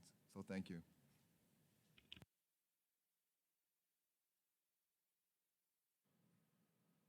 Thank you. The end of our closing session, and all of you to close out the final thoughts about the symposium before turning everyone to put their cameras on for video opportunities. If you're connected, please put your video on momentarily for the video. And thanks everybody once again. Back to you. Okay, thank you, Tracy. And thank you to all the chairs and discussants for joining that session, which I found very interesting. To answer Joel's question, Joel's call for an investigation, it was actually my idea to put everyone on the spot, and of course, and not tell you the questions in advance. But I think it worked really well, so I'll take credit for that. And of course, I cheated because I knew the questions in advance. So before we close out the symposium, I do want to extend on behalf of the whole team a special thanks to all those who helped make it happen. And I'll start with the Korean Development Institute School of Public Policy and Management, Professor Chio Liu and team who were supportive right along and helped fund the symposium. All of our partners, and I'll read them off. So we had including KDI School, but in addition, the Center for the Study of Corruption at the University of Sussex, Government Transparency Institute, the Alan Turing Institute at the University of Warwick, the GovLab at New York University, Data and Policy Journal, and Cambridge University Press, OCCRP, the Organized Crime and Corruption Reporting Project, and Development Bank of Latin America, CAF. Also want to extend appreciation to the expert panel. As I mentioned at the beginning of the symposium, the work of going through the paper submissions and helping to organize the concept for the symposium and get it together was led by an expert panel, including Professor Liz David Barrett, Center for Study of Corruption, University of Sussex, Erica Bozio from the World Bank, Camilo Cetina from CAF, Development Bank of Latin America, Mihaly Fazekas, Government Transparency Institute, Alex Habershon from the World Bank, Professor Marco Klajnia, Georgetown University, Daniel Ortega from the World Bank, Emma Prest from OCCRP, Francesca Racconatini from the World Bank, Carlos Santiso from CAF, Development Bank of Latin America, also Professor Bridget Seam from University of North Carolina, Joel Turkowitz from the IMF, Stefan Verhulst from Data and Policy Journal, Professor Sebastian Vollmer from the Alan Turing Institute, University of Warwick, and Divyanshi Wadha from the World Bank. So many thanks to all of our members of the expert panel.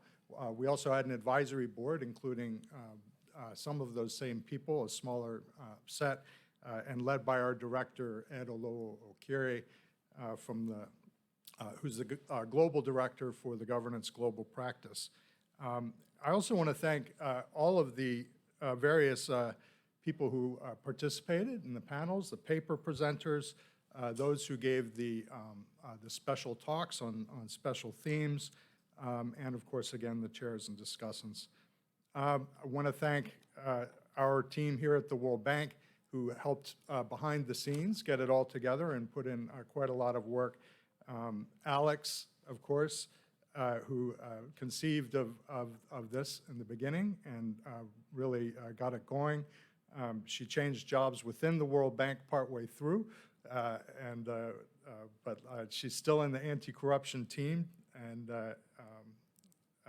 very happy she was able to see this through to the end. Aichida, who helped carry it over the summer, our team from ECR, Lara, Brittany, Carlos, Nursina, also thanks Mark, Samuel, Till, Kate. Hopefully I didn't miss anyone, apologies if I did. But finally, thank you to you, the participants who have joined in for these 4 days, almost, 16 hours, 15, 16 hours. One thing to mention, just in wrapping up, we'll be updating the events page with some additional information afterwards once the recordings are available for those who might have missed a particular session that sounds interesting. I think we all agree that that this sort of exchange, a network in a way, of researchers interested in this topic is extremely valuable, and we all benefit from strengthening that network, and we're very happy to have been a part of it. So thank you very much. I think as we finish, now that we've rolled the final credits, we're going to show a slideshow, I believe so, of some photos from the symposium.